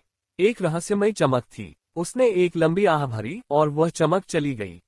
राउंड बॉल ने अभी क्या कहा? वान टेंग ने खुद से पूछा। वह खिलखिलाकर मुस्कुराया। पहले तो उसने सोचा कि अराजकता बल का गठन करना एक कठिन काम होगा। आखिरकार सामान्य लोग कठिनाइयों को कम करने में सक्षम नहीं होंगे। लेकिन वह समय विशेषता राउंड बॉल प्राप्त करने में कामयाब रहे जो असंभव कहा गया था। क्या यही भाग्य था? स्वर्ग उसकी सहायता कर रहा था। असंभव कुछ भी नहीं था। भले ही वह स्वर्ग न हो, लेकिन उसका सिस्टम उसकी सहायता कर रहा था। स्माइलिंग फेस कैजुअल डेट बस एक क्लिक दूर है। पब फ्यूचर द्वारा विज्ञापन। वान टेंग का मानना था कि अपनी प्रणाली की मदद से वह जल्द ही अराजकता बल बनाने में सक्षम हो जाएगा। एक बग के रूप में उसके पास वह काम पूरा करने का मौका था जो अन्य नहीं कर सके। वान टेंग ने अपना सिर हिलाया और कमांड रूम में सीट पर बैठ गया। उसने अपनी आध्यात्मिक शक्ति को अंतरिक्ष यान के सभी कोनों में फैला दिया ताकि वह अब और समय विशेषता बुलबुले को न चुके। यहां तक कि उन्होंने समय विशेषताओं की खोज में आगे के क्षेत्रों का पता लगाने के लिए कई शून्यमयी मक्खियों को भी छोड़ा। जो इंतजार करते हैं उन्हें सब कुछ मिलता है। समय विशेषता पुनः प्रकट हुई। समय तारांकन 1, समय तारांकन 2। उसने 2 विशेषता बुलबुले उठाए। उनमें से एक में समय विशेषता के 2 अंक थे, कुल मिलाकर 3 अंक थे। उसी समय उन्होंने एक पैटर्न देखा। समय विशेषता बुलबुले ज्यादातर उन क्षेत्रों में दिखाई दिए जहां समय और स्थान विकृत थे। विकृति जितनी अधिक होगी, विशेषता बुलबुले की संख्या उतनी ही अधिक होगी। वांग टेंग मुस्कुराया। उसने ब्रह्मांड में विकृतियों की तलाश शुरू कर दी। जैसा कि अपेक्षित था, उसने विकृति के अगले क्षेत्र में 4 विशेषता बुलबुले पाए। समय तारांकन 2, समय तारांकन 3, समय तारांकन 1, समय तारांकन 2। पब फ्यूचर द्वारा विज्ञापन। इस क्षेत्र में एक छोटा सा भंवर था जहां स्थान और समय विकृत थे। वांग टेंग ने यहां समय विशेषताओं के 8 बिंदु उठाए। वह बहुत प्रसन्न था। समय के इन 8 बिंदुओं ने उन्हें समय की गहरी समझ दी। उनकी समय संबंधी प्रतिभा भी मजबूत होने लगी। वह साफ तौर पर महसूस कर सकता था कि वह ज्यादा शक्तिशाली होता जा रहा है। यह एक अजीब एहसास था। ऐसा लगा जैसे पुराने दिन आ गए हों जब उसने मार्शल आर्ट का अभ्यास करना और विशेषता बुलबुले इकट्ठा करना शुरू ही किया था। अब उसके लाभों की तुलना में उनकी संख्या नगण्य थी, लेकिन वह अपनी शक्ति को स्पष्ट रूप से महसूस करने में सक्षम था। यह संतोषजनक था। अब वह इसे पुनः अनुभव करने में सफल हो गया। जल्द ही उसे होश आ गया और वह कुछ अवाक महसूस करने लगा।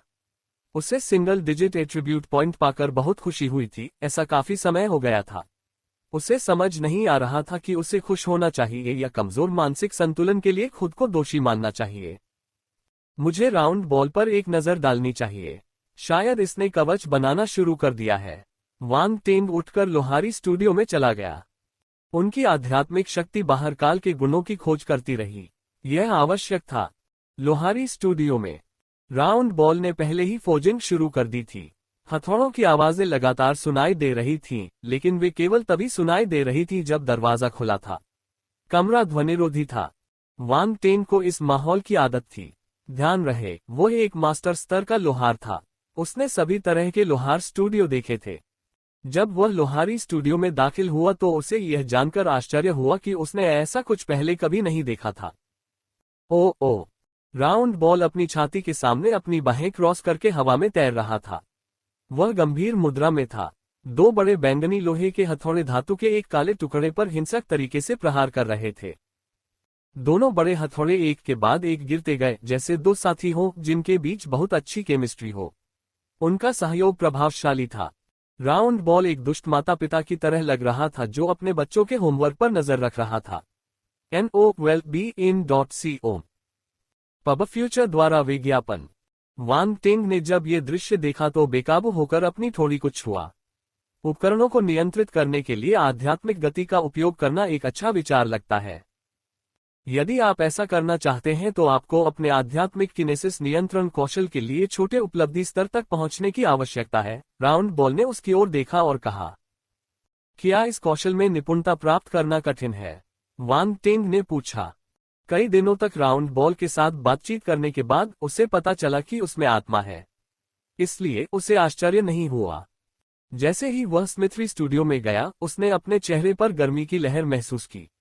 यह स्मिथिंग टेबल के नीचे जल रही कृत्रिम लौ से आ रही थी। यह एक उच्च तापमान वाली लौ थी जिसे लौ प्रकार के रूनों का उपयोग करके बनाया गया था। यह बहुत सुविधाजनक था। उसने रास्ते में अपने आसपास बिखरे हुए विशेषता बुलबुले भी उठाए। ये विशेषता बुलबुले तब गिरे जब राउंड बॉल युद्ध कवच बना रहा था। यही कारण था कि वह आया था। आध्यात्मिक गति नियंत्रण 30। स्मिथरी तारांकन 100। स्मिथरी तारांकन 120। आध्यात्मिक गति नियंत्रण 35। स्मिथरी तारांकन 105। दिव्य क्षेत्र आत्मा 10। राउंड बॉल कुछ समय से काम कर रहा था, इसलिए कमरे में बहुत सारे विशेषता बुलबुले जमा हो गए थे। ये सौभाग्य की बात थी कि वांग टेंग जल्दी आ गया। अगर ये विशेषता बुलबुले गायब हो जाते तो ये बर्बादी होती। वांग टेंग ने अपनी उपलब्धियां गिनाई। उन्हें स्पिरिचुअल किनेसिस कंट्रोल के 360 पॉइंट, स्मिथली के 450 पॉइंट और सेलेस्टियल रियल स्पिरिट के 40 पॉइंट मिले। कुल मिलाकर लाभ बुरा नहीं था, खास तौर पर आध्यात्मिक गति नियंत्रण के लिए। ये वह कौशल था जिसका जिक्र राउंड बॉल ने कुछ समय पहले किया था, जिसे नांगोंग्यू ने पीछे छोड़ दिया था। उसने इसे सीखना शुरू नहीं किया था। हालांकि 360 अंकों की विशेषताओं ने उन्हें तुरंत आधारभूत स्तर तक पहुंचने में मदद की। आध्यात्मिक गति नियंत्रण 360/1000 फाउंडेशन। वांग टेन को आश्चर्य हुआ जब उसने देखा कि अगले चरण तक पहुंचने के लिए उसे 1000 अंक चाहिए। आमतौर पर फाउंडेशन चरण में केवल 100 अंक की आवश्यकता होती है। ऐसा लग रहा था कि आध्यात्मिक गति नियंत्रण में महारत हासिल करना वाकई मुश्किल था। लोहारी विशेषताएं जोड़ी गईं, लेकिन उसके स्तर में कोई बदलाव नहीं हुआ। वह अभी भी मास्टर स्तर पर था। हालांकि वांग टेंग ने लोहारी के बारे में ग्रैंड मास्टर स्तर का ज्ञान प्राप्त करने में कामयाबी हासिल की।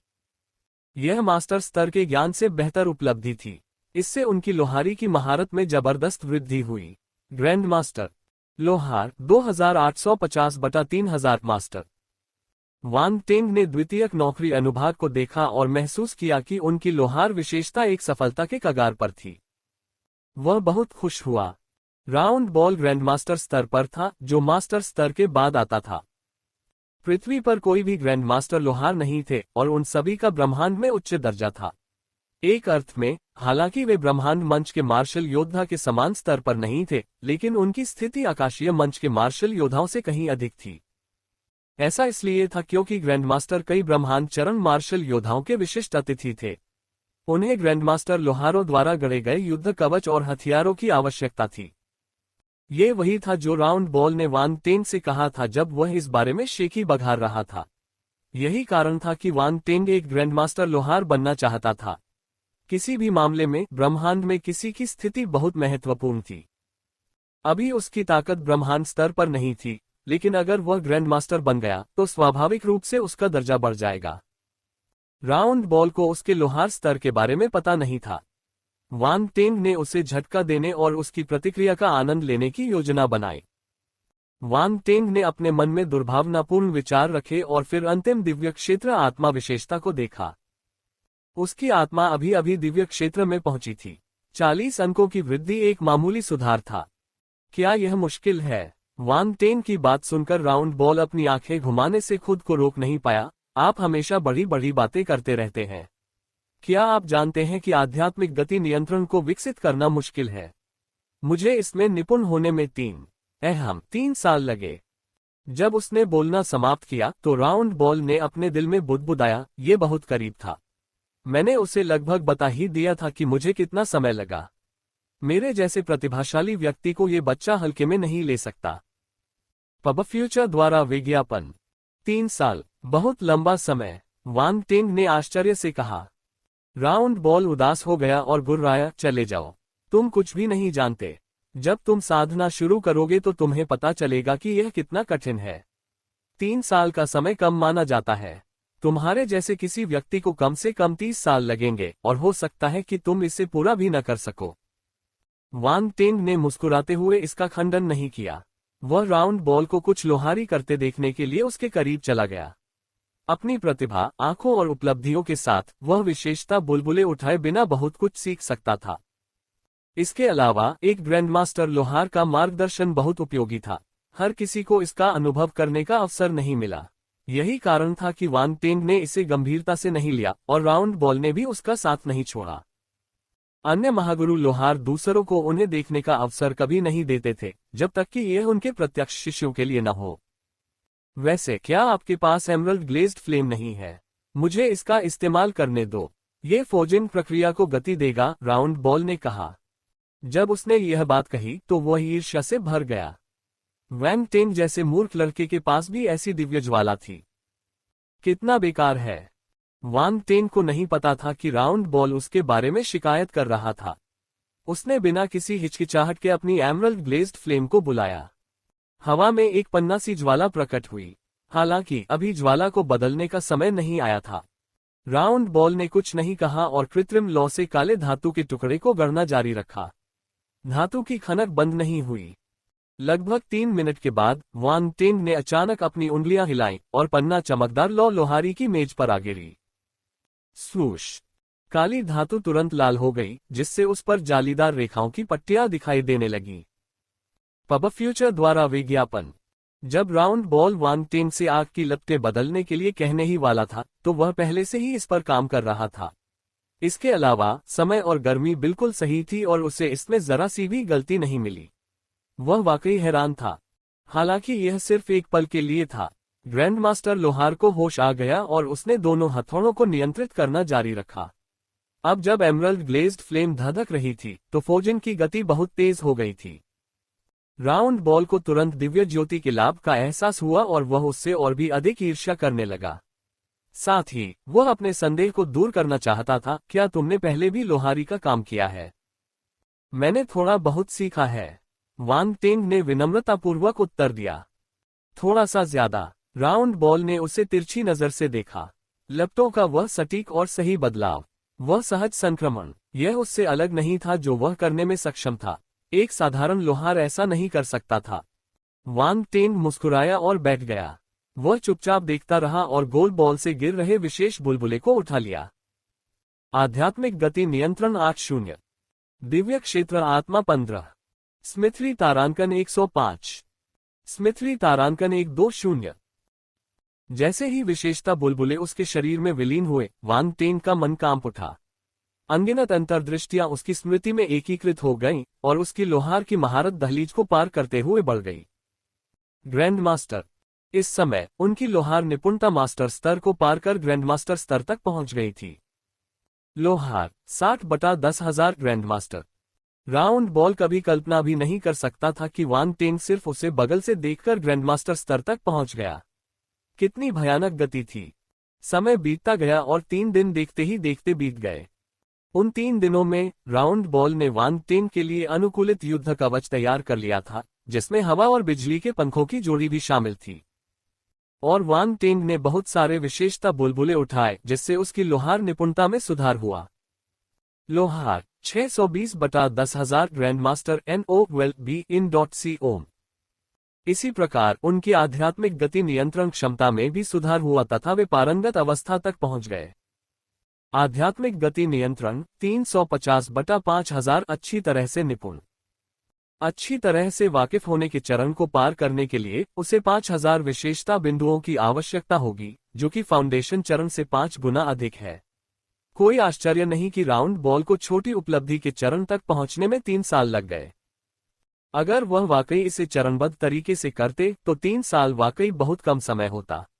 जो लोग प्रतिभाशाली नहीं होते, उन्हें इससे कहीं ज्यादा समय लग जाता। इसके अलावा वान टेंग ने सेलेस्टियल रियल्म स्पिरिट के 280 अंक भी प्राप्त किए थे। यह एक बड़ी रकम थी। वान टेंग बहुत संतुष्ट था। इस समय वह राउंड बॉल के साथ लोहारी स्टूडियो में खड़ा था और अपने सामने युद्ध कवच को देख रहा था। युद्ध कवच सीधे जमीन पर टिका हुआ था। ये काला लाल था और इस पर आग की तरह के पैटर्न उकेरे गए थे। हेलमेट ने सिर की अच्छी तरह से रक्षा की। हालांकि ये कुछ हद तक क्रूर लग रहा था। यह एक क्रूर जानवर के सिर जैसा था। पूरा युद्ध कवच कला के एक टुकड़े की तरह उत्कृष्ट लग रहा था। लेकिन हेलमेट, कुछ देर तक तो वान टेंग को समझ ही नहीं आया कि इसका वर्णन कैसे करें। एक सुंदर जानवर। कितना सुंदर जानवर। वान टेंग शिकायत नहीं कर सकता था। उसे राउंड बॉल पर शक था। या तो वह उसका मजाक उड़ा रहा था या फिर उसकी आंखों में कोई समस्या थी। आपने इस चीज को डिजाइन किया है? वान टेंग ने अपनी भौहें रगड़ते हुए असहायता से पूछा। ये सही है। इसे मेरे द्वारा ही डिजाइन किया गया है। ये कैसा है? यह अच्छा लग रहा है ना? राउंड बॉल को बहुत गर्व हुआ। उन दिनों मैं डिजाइन की पढ़ाई करने के लिए ग्रेट कियान एम्पायर के सबसे अच्छे कॉलेज में गया था। वान टेंग, मैं समझ गया टिल्डे जंगली सज्जन।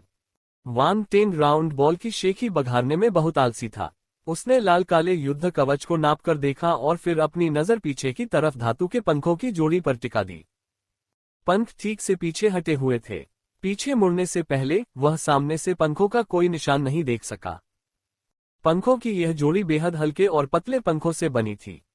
पंखों के टुकड़े एक दूसरे के ऊपर रखे गए थे, इसलिए मुड़ने पर पंख ज्यादा जगह नहीं लेते थे। धातु के पंख हरे और बैंगनी रंग के थे। हरे रंग की सतह पर बैंगनी रंग के पैटर्न के धब्बे थे। ये सुंदर था। ये हवा और बिजली के पंख हैं। राउंड बॉल की आंखें चमक रही थीं। वह अपने काम से बेहद संतुष्ट लग रहा था। वान टेन भी प्रभावित हुआ। उसने हरे बैंगनी पंखों को हल्के से सहलाया और पंखों की तीक्ष्णता को महसूस किया। वह उन पर हल्की बिजली और हवा के तत्वों की चमक भी महसूस कर सकता था। वह इस उत्पाद से बहुत खुश था। राउंड बॉल ने उन्हें बहुत बड़ा आश्चर्य दिया। ये युद्ध कवच और हवा और बिजली के पंख दोनों ही ब्रह्मांड स्तर पर हैं। जब आप इसे पहनते हैं तो आप आकाशीय चरण की गति तक पहुंच सकते हैं और आकाशीय चरण के मार्शल योद्धाओं के हमलों को संभाल सकते हैं। आकाशीय चरण में आप अदम्य होंगे, राउंड बॉल ने समझाया। लेकिन अगर आप कुछ दुर्लभ दुर्जय या आकाशीय मंच राक्षसों से मिलते हैं तो यह एक अलग कहानी होगी। आखिरकार वे लोग ब्रह्मांड मंच के मार्शल योद्धाओं से लड़ सकते हैं, इसलिए आप सामान्य ज्ञान के आधार पर उनका न्याय नहीं कर सकते। ब्रह्मांड चरण की गति। वान टेन की आंखें चमक उठीं। गति ही कुंजी थी। उसकी साधना केवल ग्रहीय स्तर पर थी।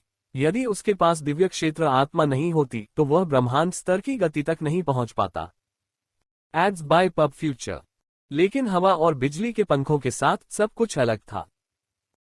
इसके अलावा वह उन्हें अपनी दिव्य क्षेत्र आत्मा के साथ मिलकर उपयोग कर सकता था, इसलिए उसकी गति ब्रह्मांड चरण के पहले 3 स्तरों के बराबर हो सकती थी। इसे पहनकर देखो। राउंड बॉल ने उसके उत्साहित चेहरे को देखकर मुस्कुरा दिया। ठीक है। वान टेंग ने प्रस्ताव को अस्वीकार नहीं किया। ये कवच उसके लिए ही बनाया गया था। इसे पहनने का इससे बेहतर समय नहीं हो सकता था। कवच को पहले पहचानो, इसके अंदर खून की एक बूंद टिपकाओ। युद्ध कवच तुम्हारे जीन निर्माण को याद रखेगा और अब से इसका उपयोग तुम कर सकोगे। राउंड बॉल ने युद्ध कवच के छाती क्षेत्र की ओर इशारा किया। छाती का हिस्सा खुल गया, जिससे कोर के अंदर कई रून दबे हुए दिखाई दिए। वान टेंग ने अपना खून अंदर टपकाया और रून ऐसे चमक उठे जैसे कि वे जीवित हों। रोशनी रून की रेखाओं का अनुसरण करती हुई तुरंत युद्ध कवच के बाकी हिस्सों में फैल गई। राउंड बॉल ने कहा, आप इस कवच को एक ही विचार से पहन सकते हैं। वान टेंग ने उसके निर्देशों का पालन किया और युद्ध कवच तुरंत लाल काले बिजली के बोल्ट की तरह उसकी ओर झपटा। इसने उसके शरीर को तरल पदार्थ की तरह ढक लिया और फिर से कवच के आकार में बदल गया। पूरी प्रक्रिया में 3 सेकंड से भी कम समय लगा। कवच एकदम फिट था। इससे लाल काले रंग की धातु जैसी चमक आती थी। लोहारी स्टूडियो की चमकदार रोशनी में यह एक क्रूर और क्रूर भगवान की तरह तीखी और ठंडी आभा बिखेरता था। Oh my! वान टेंग आश्चर्यचकित था। उसने पहले भी युद्ध कवच देखे थे और पहने भी थे, लेकिन वे इस तरह नहीं पहने जाते थे। Ads by pub future. Alien उम्मीदवारों से उसे जो युद्ध कवच मिला था वह उसके शरीर पर कवच बनने से पहले अलग अलग हिस्सों में बंट जाता था। फिर भी इसने उसके शरीर को तरल पदार्थ की तरह ढक रखा था। यह आश्चर्यजनक था। हाँ, ये कॉस्मोस लेवल बैटल आर्मर के लिए उपलब्ध एक विशेष फंक्शन है। धातु स्वतंत्र रूप से अपनी स्थिति बदल सकती है, इसलिए आप इसे अन्य निचले स्तर के बैटल आर्मर की तुलना में तेजी से पहन सकते हैं। यह ज्यादा सुविधाजनक भी है, राउंड बॉल ने मुस्कुराते हुए कहा। अच्छा हुआ छुटकारा। वान टेंग ने अपने शरीर पर युद्ध कवच को छुआ और इस उत्तम कवच के ठंडे तापमान को महसूस किया। उसने अपनी मुट्ठी भींच ली। उसकी हरकतें इतनी फुर्तीली थीं मानो कवच मौजूद ही न हो।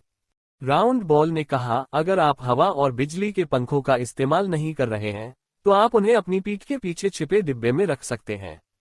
इस तरह कोई भी यह नहीं बता पाएगा कि आपके पास भागने की इतनी शक्तिशाली विशेषता है। ओह, यह डिजाइन अच्छा है। वान टेंग ने अपने विचारों को स्थानांतरित कर दिया और पीछे के पंख स्वचालित रूप से छिपे हुए डिब्बे में रख दिए गए। युद्ध कवच सामान्य लग रहा था।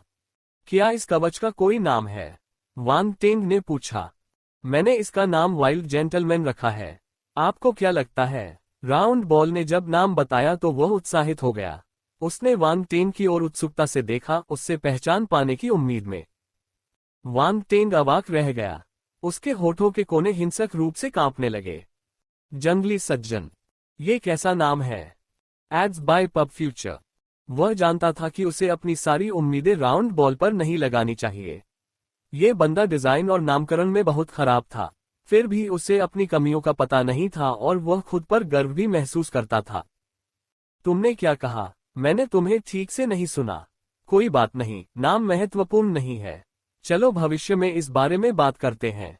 वान टेंग ने अपना कान खोदा और दिखावा किया कि उसने राउंड बॉल नहीं सुनी। फक, तुम्हारा क्या मतलब है? क्या तुम मेरे नामकरण की समझ पर सवाल उठा रहे हो? मैं तुम्हें बता दूं, इस युद्ध कवच को वाइल्ड जेंटलमैन कहा जाएगा। चूंकि मैंने इसे बनाया है, इसलिए मुझे इसका नाम रखने का अधिकार है।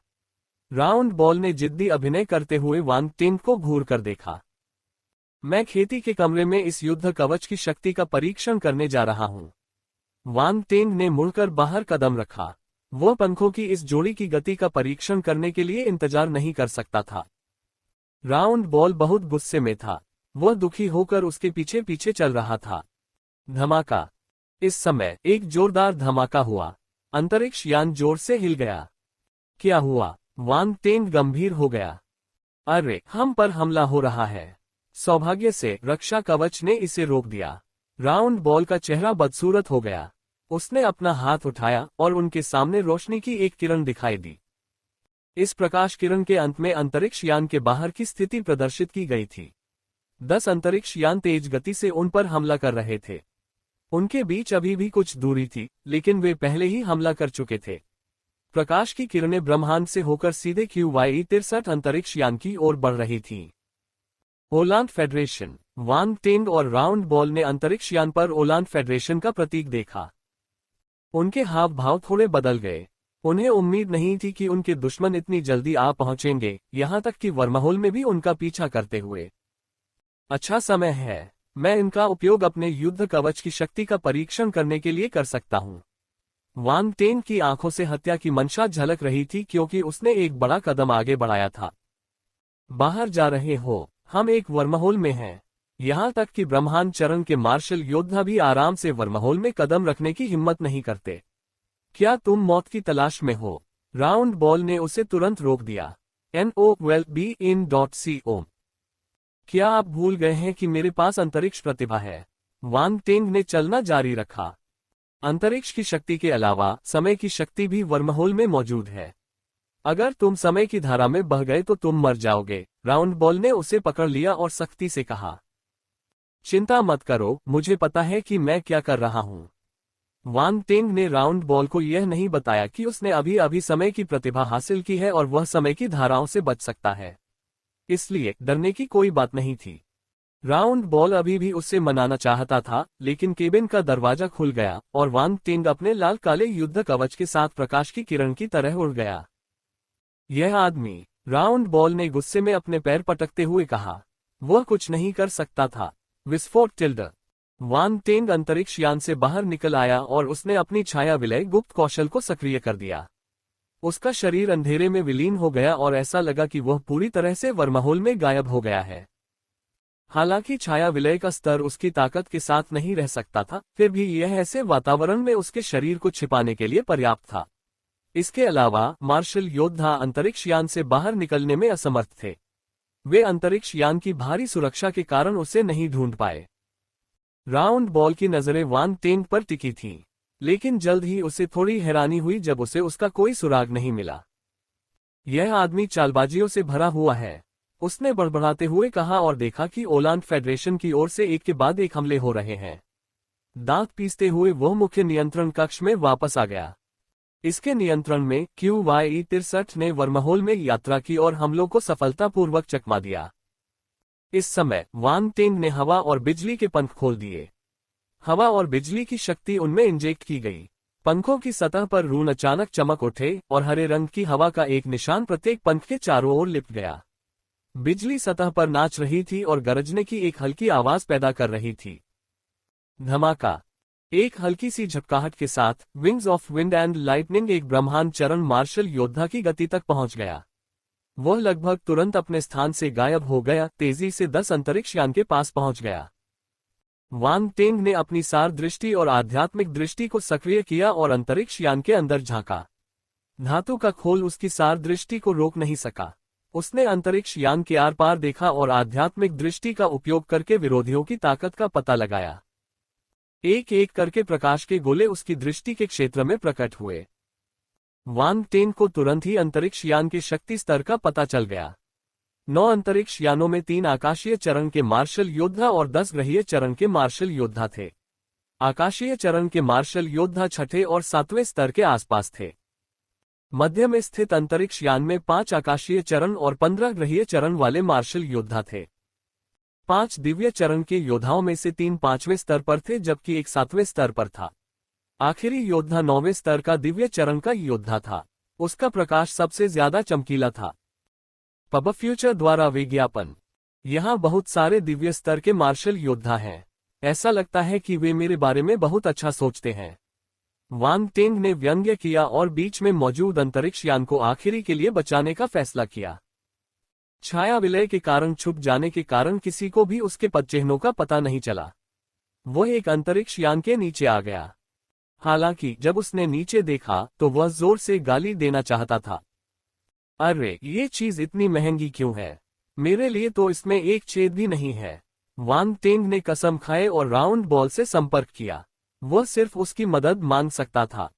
राउंड बॉल जोर से हंसा। मैंने सोचा था कि तुम इतने महान हो कि तुम्हें मेरी मदद की जरूरत नहीं होगी। वांग टेंग, रुको और देखो कि मैं कैसे उनके सिस्टम को हैक करके तुम्हारे लिए दरवाजा खोलता हूं। राउंड बॉल ने बात जारी नहीं रखी। वह आत्मसंतुष्ट होकर मुस्कुराया और काम करना शुरू कर दिया। यह अत्यंत उच्च स्तर का बुद्धिमान जीवन रूप था। अन्य बुद्धिमान प्रणालियां अपेक्षाकृत कठोर थीं। उनका उपयोग मुख्य रूप से अंतरिक्ष यान के संचालन के लिए किया जाता था और उनके कार्य बहुत सीमित थे। इसलिए राउंड बॉल के लिए विरोधियों की रक्षा को विफल करना और उनके सिस्टम को हैक करना बहुत मुश्किल नहीं था। बहुत जल्द अंतरिक्ष यान का हैच खुल गया। ओलांड फेडरेशन के मार्शल योद्धाओं ने इस पर बिल्कुल भी ध्यान नहीं दिया। राउंड बॉल ने वांग टेंग के दिमाग में एक लेआउट आरेख डाला। उसकी आवाज भी सुनी जा सकती थी। यह अंतरिक्ष यान का आंतरिक लेआउट है। आकर्षक लाल बिंदुओं से चिन्हित स्थान निगरानी क्षेत्र है। धन्यवाद। वांग टेंग एक पल के लिए स्तब्ध रह गया। इस लेआउट के साथ वह बहुत अधिक आराम से रहेगा और कैमरों से सटीक रूप से बच सकता है। वह मुख्य नियंत्रण कक्ष में दिव्य चरण मार्शल योद्धा द्वारा अनिर्धारित रहेगा। मुझे उम्मीद नहीं थी कि तुम इतने साहसी होगे और वर्महोल से होकर यात्रा करोगे। सावधान रहना कि तुम मर न जाओ। राउंड बॉल ने सूंघ कर कहा। चिंता मत करो, मैं नहीं मरूंगा, वांग टेंग ने विश्वास के साथ कहा। वास्तव में आपको उनसे आमने सामने लड़ने की जरूरत नहीं है। आप बस अंतरिक्ष यान के ऊर्जा कोर को नष्ट कर सकते हैं और पूरा अंतरिक्ष यान नष्ट हो जाएगा। मार्शल योद्धा स्वाभाविक रूप से वर्महोल में दफन हो जाएंगे, राउंड बॉल ने सुझाव दिया। Ads by pub future. अच्छा विचार है। वांग टेंग की आंखें चमक उठीं। वह मूल रूप से प्रकाश की गेंदों की ओर जाना चाहता था और मार्शल योद्धाओं को मारना चाहता था। लेकिन राउंड बॉल का विचार बहुत सरल था। वांग टेंग ने लेआउट से ऊर्जा कोर की स्थिति का पता लगाया और एक इष्टतम मार्ग का नक्शा बनाया। उसने एक दिशा चुनी और अपने सामने के मार्ग में दौड़ने से पहले पवन और बिजली के पंखों को दूर रख दिया। उसे अचानक एहसास हुआ कि एक बुद्धिमान जीवन रूप की मदद से दुश्मन के अंतरिक्ष यान पर हमला करने जैसा बेहद मुश्किल काम कितना आसान हो गया था। ऊर्जा केंद्र तक पहुंचने के रास्ते में उसे एक भी बाधा का सामना नहीं करना पड़ा। हालांकि अंतरिक्ष यान के पास अभी भी बचाव की एक अंतिम पंक्ति थी। आगे बढ़ने के लिए एक बंद दरवाजा था जो उसके रास्ते को रोक रहा था। यह एक अज्ञात काले धातु से बना था और बहुत भारी लग रहा था। यह एक दिव्य स्तर का मिश्र धातु है। इसे अपने गोल्डन क्रिसेंट ब्लेड से काटें, राउंड बॉल ने सहजता से कहा। वांग टेंग को एहसास हुआ कि दरवाजा गोल्डन क्रिसेंट ब्लेड के सामने टिक नहीं सकता। आध्यात्मिक गति का उपयोग करके गोल्डन क्रिसेंट ब्लेड ने आगे की ओर वार किया और दरवाजे को आसानी से खोल दिया। दरवाजा, जो एक दिव्य मंच मार्शल योद्धा के हमलों का सामना कर सकता था, जमीन पर गिर गया। वांग टेंग के सामने एक बड़ी भट्टी जैसी डिवाइस दिखाई दी। एक गोले के आकार की, ये चारों ओर फैले रून से ढकी हुई थी। ये लाल रोशनी से चमक रही थी। अंतरिक्ष यान से जुड़ी पाइपलाइनें इसके चारों ओर फैली हुई थीं। NO12BIN.CO। ओह, क्या आपके पास टाइम बम जैसी कोई चीज है? राउंड बॉल ने अचानक पूछा। क्यों नहीं? एक बार जब आप ऊर्जा कोर को नष्ट कर देते हैं तो ये तुरंत फट जाएगा। अगर आप इसके इतने करीब खड़े होंगे तो शायद आपको चोट लग जाएगी। तुमने यह बात पहले क्यों नहीं कही? वांग टेंग अवाक रह गया। मैं इसके बारे में भूल गया था। राउंड बॉल को दोषी महसूस हुआ। आखिरकार मुझे पता चल गया कि सीनियर नांगोंग की मौत कैसे हुई। उसे तुम्हारे जैसे गैर पेशेवर बुद्धिमान जीव ने मारा होगा, वांग टेंग ने धीरे से कहा। गोल गेंद। वांग टेंग ने फिर कुछ नहीं कहा और ऊर्जा केंद्र की ओर चल पड़ा। एक ऊर्जा पत्थर निकालकर उसने उस पर रून अंकित कर दिए। एक अस्थायी समयबद्ध बम बस ऐसे ही बनकर तैयार हो गया। वांग टेंग ने हल्के से मुस्कुराते हुए ऊर्जा पत्थर को ऊर्जा कोर पर रख दिया। फिर उसने गोल्डन क्रिसेंट ब्लेड से अंतरिक्ष यान के निचले डेक को सीधे उड़ा दिया और तुरंत बाहर निकल गया। Beep beep beep. अंतरिक्ष यान में अचानक बहुत तेज सायरन बज उठा। लानत है, क्या वह एक बग है? अंतरिक्ष यान में एक तीखी सायरन बज उठी। पूरे ओलान फेडरेशन अंतरिक्ष यान में लाल बत्ती चमक उठी। क्या हो रहा है? कमांड रूम में बैठे 3 दिव्य मंच के योद्धा चिल्लाए। वे चौंक गए। चेतावनी, चेतावनी, ऊर्जा कोर में असामान्यता का पता चला है। अंतरिक्ष यान पर मौजूद खुफिया जानकारी ने लगातार चेतावनी दोहराई। क्या? ऊर्जा कोर में कोई समस्या कैसे हो सकती है? जल्दी करो, किसी को निरीक्षण के लिए भेजो। तीनों दिव्य मंच के योद्धाओं ने कुछ गड़बड़ महसूस की और एक के बाद एक आदेश दिए। हालांकि इससे पहले कि वे वाक्य पूरा कर पाते, पूरा अंतरिक्ष यान फट गया। ओलान फेडरेशन यूनिवर्स अंतरिक्ष यान पलक झपकते ही अंतरिक्ष मलबे में बदल गया। क्या हो रहा है? इस शोरगुल ने तुरंत ही अन्य 9 ओलान फेडरेशन अंतरिक्ष यानों पर मौजूद लोगों का ध्यान आकर्षित किया। अंतरिक्षयान पर मौजूद आकाशीय मंच के योद्धाओं ने बिना किसी योजना के एक स्वर में विस्फोट की दिशा में देखा। बीच में मुख्य अंतरिक्ष यान में एक 30 वर्षीय व्यक्ति था। उसके चेहरे पर गंभीर भाव थे और उसके चेहरे पर छोटे छोटे घने काले रंग के तराजू थे। वह उरोस गैलेक्सी के प्रतिभाशाली व्यक्ति लॉगन्स जैसा दिख रहा था। वे संभवतः एक ही जाति के थे। वह नोटिफिकेशन स्क्रीन को ठंडे मन से देखता रहा। बाकी 9 अंतरिक्ष यानों के कमांड रूम मुख्य अंतरिक्ष यान से जुड़े हुए थे। वे हर समय संपर्क में रहते थे, लेकिन इस समय एक स्क्रीन खाली हो गई थी। नंबर 6 अंतरिक्ष यान में विस्फोट हो गया है। ब्लैक स्केल रेस के 9वें स्तर के आकाशीय चरण मार्शल योद्धा ने ठंडी आवाज में कहा। अभी क्या हुआ? एक मानव जैसे दिखने वाले दिव्य स्तर के योद्धा ने उसके पीछे से पूछा। क्या उन्हें हमारे प्रतिद्वंद्वी ने मारा? किसी ने अंदाजा लगाया। नहीं, नंबर 6 अंतरिक्ष यान के ऊर्जा कोर में कुछ गड़बड़ हो गई है, 9वें स्तर के आकाशीय चरण मार्शल योद्धा ने उत्तर दिया। ऊर्जा कोर को मजबूती से संरक्षित किया गया है और हमने उड़ान भरने से पहले इसका सावधानीपूर्वक निरीक्षण किया है। इसमें कोई समस्या क्यों होगी? दिव्य अवस्था के मानव मार्शल योद्धा ने भौहें सिकुड़ी। वह भ्रमित था। अन्य 8 अंतरिक्ष यान को सूचित करें और उनसे आक्रमण की स्थिति में अपने ऊर्जा कोर की रक्षा के लिए लोगों को भेजने के लिए कहें। 9वें स्तर के दिव्य चरण मार्शल योद्धा ने एक तीखी नजर डाली और आदेश दिया। हाँ, दूसरे योद्धाओं ने उसकी मंशा समझ ली। चूंकि यह अंतरिक्ष यान की समस्या नहीं थी, इसलिए किसी ने अंतरिक्ष यान की आंतरिक संरचना में घुसपैठ की होगी। हालांकि सभी को यह अविश्वसनीय लगा। उन्हें नहीं पता था कि उनका प्रतिद्वंद्वी बिना पकड़े उनके अंतरिक्ष यान में घुसपैठ कैसे कर पाया। Ads by pub future. बाहर आकर वांग टेंग ने नष्ट हो चुके अंतरिक्ष यान को स्कैन किया और अपनी आध्यात्मिक शक्ति को मुक्त किया। उसने अपने ऊपर गिरे सभी गुणकारी बुलबुले को साफ कर दिया। अंतरिक्ष यान में 10 ग्रह स्तरीय मार्शल योद्धा और 3 आकाशीय स्तरीय मार्शल योद्धा थे। उसे उनकी मृत्यु को व्यर्थ नहीं करना चाहिए। तारामंडल बल पृथ्वी तारांकन 3200। सम्राट स्तर पृथ्वी प्रतिभा 380। ग्रहीय क्षेत्र आत्मा 300। Star fire scripture celestial stage तारांकन 900। नक्षत्र बल धातु तारांकन 3600।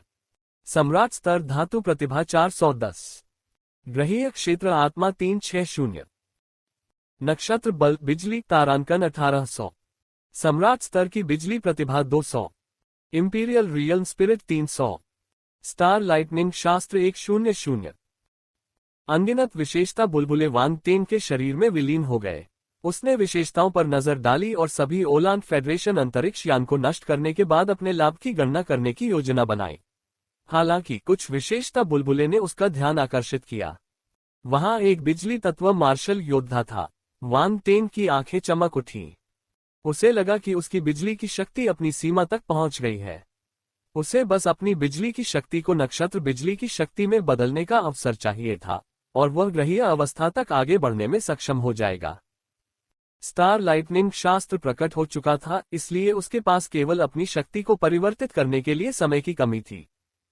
लेकिन वान टेंग को इस शास्त्र का नाम देखकर शिकायत करने का मन हुआ।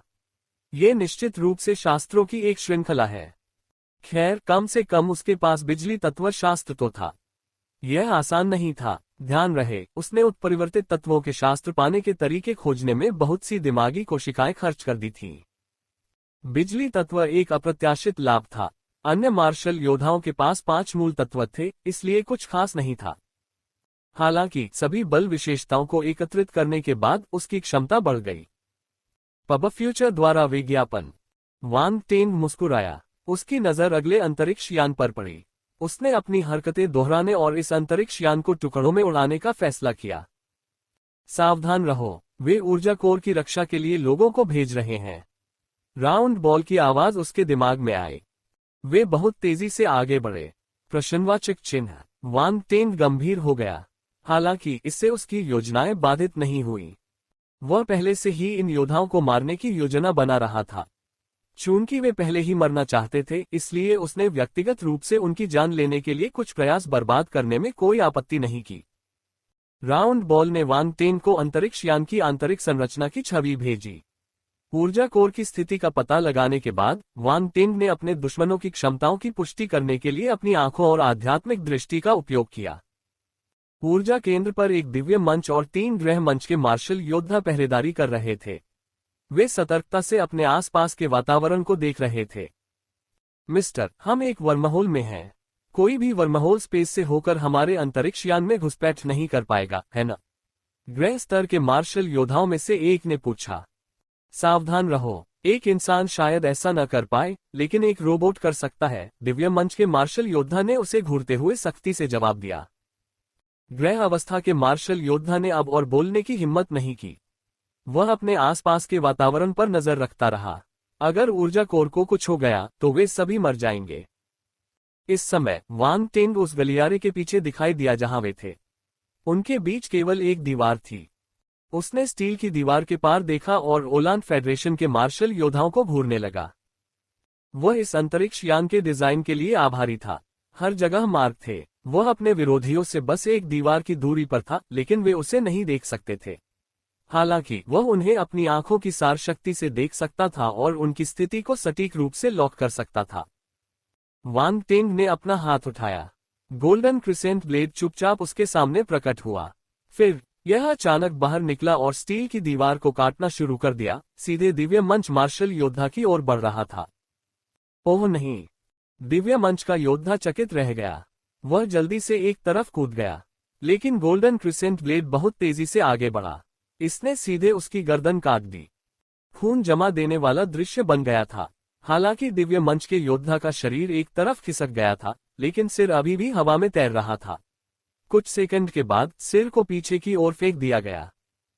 दिव्य अवस्था वाले योद्धा का मुखिया आश्चर्य से अपने शरीर की ओर देखने लगा। ये कैसे संभव है? इस विचार के बाद उसकी दृष्टि धुंधली हो गई। वह मर चुका था। अन्य 3 ग्रह मंच के मार्शल योद्धा अचंभित थे।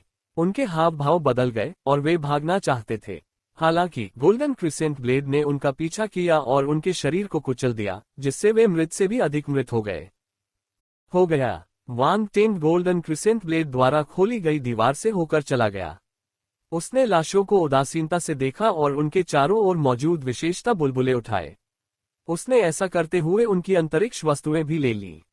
कुछ समय बाद वह अंतरिक्ष यान से बाहर निकल गए। Ads by pub future. धमाका! अंतरिक्ष यान उसके पीछे विस्फोटित हो गया। वान टेंग ने पीछे मुड़कर नहीं देखा। एक असली आदमी कभी भी विस्फोट के बाद पीछे मुड़कर नहीं देखता। वह दूसरे अंतरिक्ष यान की ओर उड़ता रहा। इस विस्फोट से मुख्य अंतरिक्ष यान पर भारी हंगामा मच गया। विस्फोट! एक और अंतरिक्ष यान में विस्फोट हो गया था। NOWELLBEJAN.CO। हर किसी के चेहरे पर बदसूरती थी। 9वें स्तर के दिव्य चरण के मार्शल योद्धा का चेहरा घड़े के तले की तरह काला था। 2 अंतरिक्ष यान लगातार नष्ट हो गए, फिर भी उन्हें कुछ पता नहीं चला। उन्हें ये भी नहीं पता चला कि विस्फोट क्यों हुआ। बचे हुए अंतरिक्ष यान पर माहौल बहुत तनावपूर्ण हो गया। हर कोई चिंतित था कि उनका अंतरिक्ष यान अगला होगा। धमाका! इसी समय एक अन्य अंतरिक्ष यान में विस्फोट हुआ और वह अंतरिक्ष मलबे में बदल गया। तीसरा अंतरिक्ष यान। सभी मार्शल योद्धाओं को ऊर्जा केंद्र पर इकट्ठा होने के लिए कहो और कमांड रूम में केवल एक मार्शल योद्धा को छोड़ दो। जल्दी करो। 9वें स्तर के दिव्य चरण मार्शल योद्धा ने चिल्लाया। वह गुस्से में हरा हो गया था। शेष 7 अंतरिक्ष यानों पर सवार मार्शल योद्धाओं ने आगे बढ़ना शुरू कर दिया और ऊर्जा केंद्र की ओर दौड़ पड़े। लेकिन विस्फोट जारी रहे। धमाका। चौथा अंतरिक्ष यान। धमाका। 5वां अंतरिक्ष यान। धमाका। छठा अंतरिक्ष यान। सभी अंतरिक्ष यान वर्महोल में फट गए। अंत में केवल मुख्य अंतरिक्ष यान ही बचा था। ओलांद संघ के सभी लोग चुप थे। उन्हें अपने कंधों पर भारी दबाव महसूस हुआ, खासकर ग्रह चरण के मार्शल योद्धाओं को। अपने नेता 9वें स्तर के आकाशीय चरण के मार्शल योद्धा को देखते ही उनके चेहरे पीले पड़ गए थे। वे पीछे हटना चाहते थे। यदि वे वान तेन का पीछा करते रहे तो वे भाग्य को ललचा रहे होंगे। उन्हें ये भी नहीं पता था कि उनका दुश्मन कौन है और कहाँ है। वे उससे कैसे लड़ेंगे। राउंड बॉल तब अवाक रह गया जब उसने देखा कि वान टेंग ने नो ओलांद फेडरेशन स्पेसक्राफ्ट को आसानी से नष्ट कर दिया, जिससे मुख्य स्पेसक्राफ्ट को नियंत्रित करने वाला कोई नहीं बचा। कुछ देर तक चुप्पी रही, फिर उसे फिर से अपनी आवाज मिली। अरे, क्या वह कीड़ा है? दिलचस्प है, यह एक मोटी भेड़ है। उसके आश्चर्यचकित होने का कारण भी था। पहले तो लगा कि 1 से 2 अंतरिक्ष यान को नष्ट करना ही वान टेंग के लिए एक अच्छी उपलब्धि थी। आखिरकार वे वर्महोल में थे और हर जगह समय और स्थान की अंतर्धाराएं थीं। इधर उधर घूमना पहले से ही मुश्किल और खतरनाक था। ओलांद फेडरेशन के अंतरिक्ष यान को घातक झटका देना तो और भी मुश्किल था। ये लगभग असंभव था। फिर भी वान टेंग ने अपनी उम्मीदों को पार कर लिया। 9 अंतरिक्ष यान, उनमें से कोई भी बच नहीं सका। सभी नष्ट हो गए। अगर यह बात किसी को बताई जाए तो कोई भी इस पर विश्वास नहीं करेगा। वान टेंग ने एक ऐसा काम पूरा किया जिसे एक ब्रह्मांड मंच का मार्शल योद्धा भी आसानी से पूरा नहीं कर सकता था। इसके अलावा उसने इसे बहुत आसान बना दिया। राउंड बॉल ने गहरी सांस ली। उसे लगा कि उसे वान टेंग की योग्यता के बारे में अपनी समझ की समीक्षा करने की जरूरत है। ये व्यक्ति ब्रह्मांड में भी सर्वश्रेष्ठ था। वर्महोल में रोमांचक पीछा शुरू होने के कुछ ही मिनटों बाद समाप्ति की ओर बढ़ता हुआ प्रतीत हुआ। ओलांद फेडरेशन ने 10 ब्रह्मांड अंतरिक्ष यान भेजे थे। वे वान टेंग को रोकने के लिए आक्रामक रूप से आए। अंत में उसने उन्हें उल्टा बम से उड़ा दिया, जिससे केवल एक अंतरिक्ष यान राउंड बॉल द्वारा नियंत्रित QY-63 अंतरिक्ष यान का दृढ़ता से पीछा कर रहा था। पब फ्यूचर द्वारा विज्ञापन। ओलांद फेडरेशन अंतरिक्ष यान में माहौल दमनकारी था। ब्लैक स्केल रेस के 9वें स्तर के आकाशीय चरण के मार्शल योद्धा ने गंभीर भाव से अपना आदेश दिया, हमला करो। हमला करो और सामने वाले अंतरिक्ष यान को नष्ट कर दो। हाँ। Boom boom boom. बल किरणें बिना रुके QY-63 अंतरिक्ष यान की ओर बढ़ी। अंतरिक्ष यान पर मौजूद मार्शल योद्धा अब दबाव नहीं झेल पाए। आदेश मिलते ही उन्होंने उन्मत्त होकर हमला करना शुरू कर दिया। NO12B-JAN.CO। उन्हें लगा कि 9 अंतरिक्ष यानों के विस्फोट का संबंध QY-63 अंतरिक्ष यान पर मौजूद अपराधी से है। एक बार जब वे अपने अंतरिक्ष यान को नष्ट कर देंगे तो खतरा टल जाएगा। किसी को भी हमारे अंतरिक्ष यान में घुसपैठ करने से रोकने के लिए रक्षा कवच को अधिकतम तक बढ़ाएं। जीवन स्कैनिंग डिवाइस को सक्रिय करें। 9वें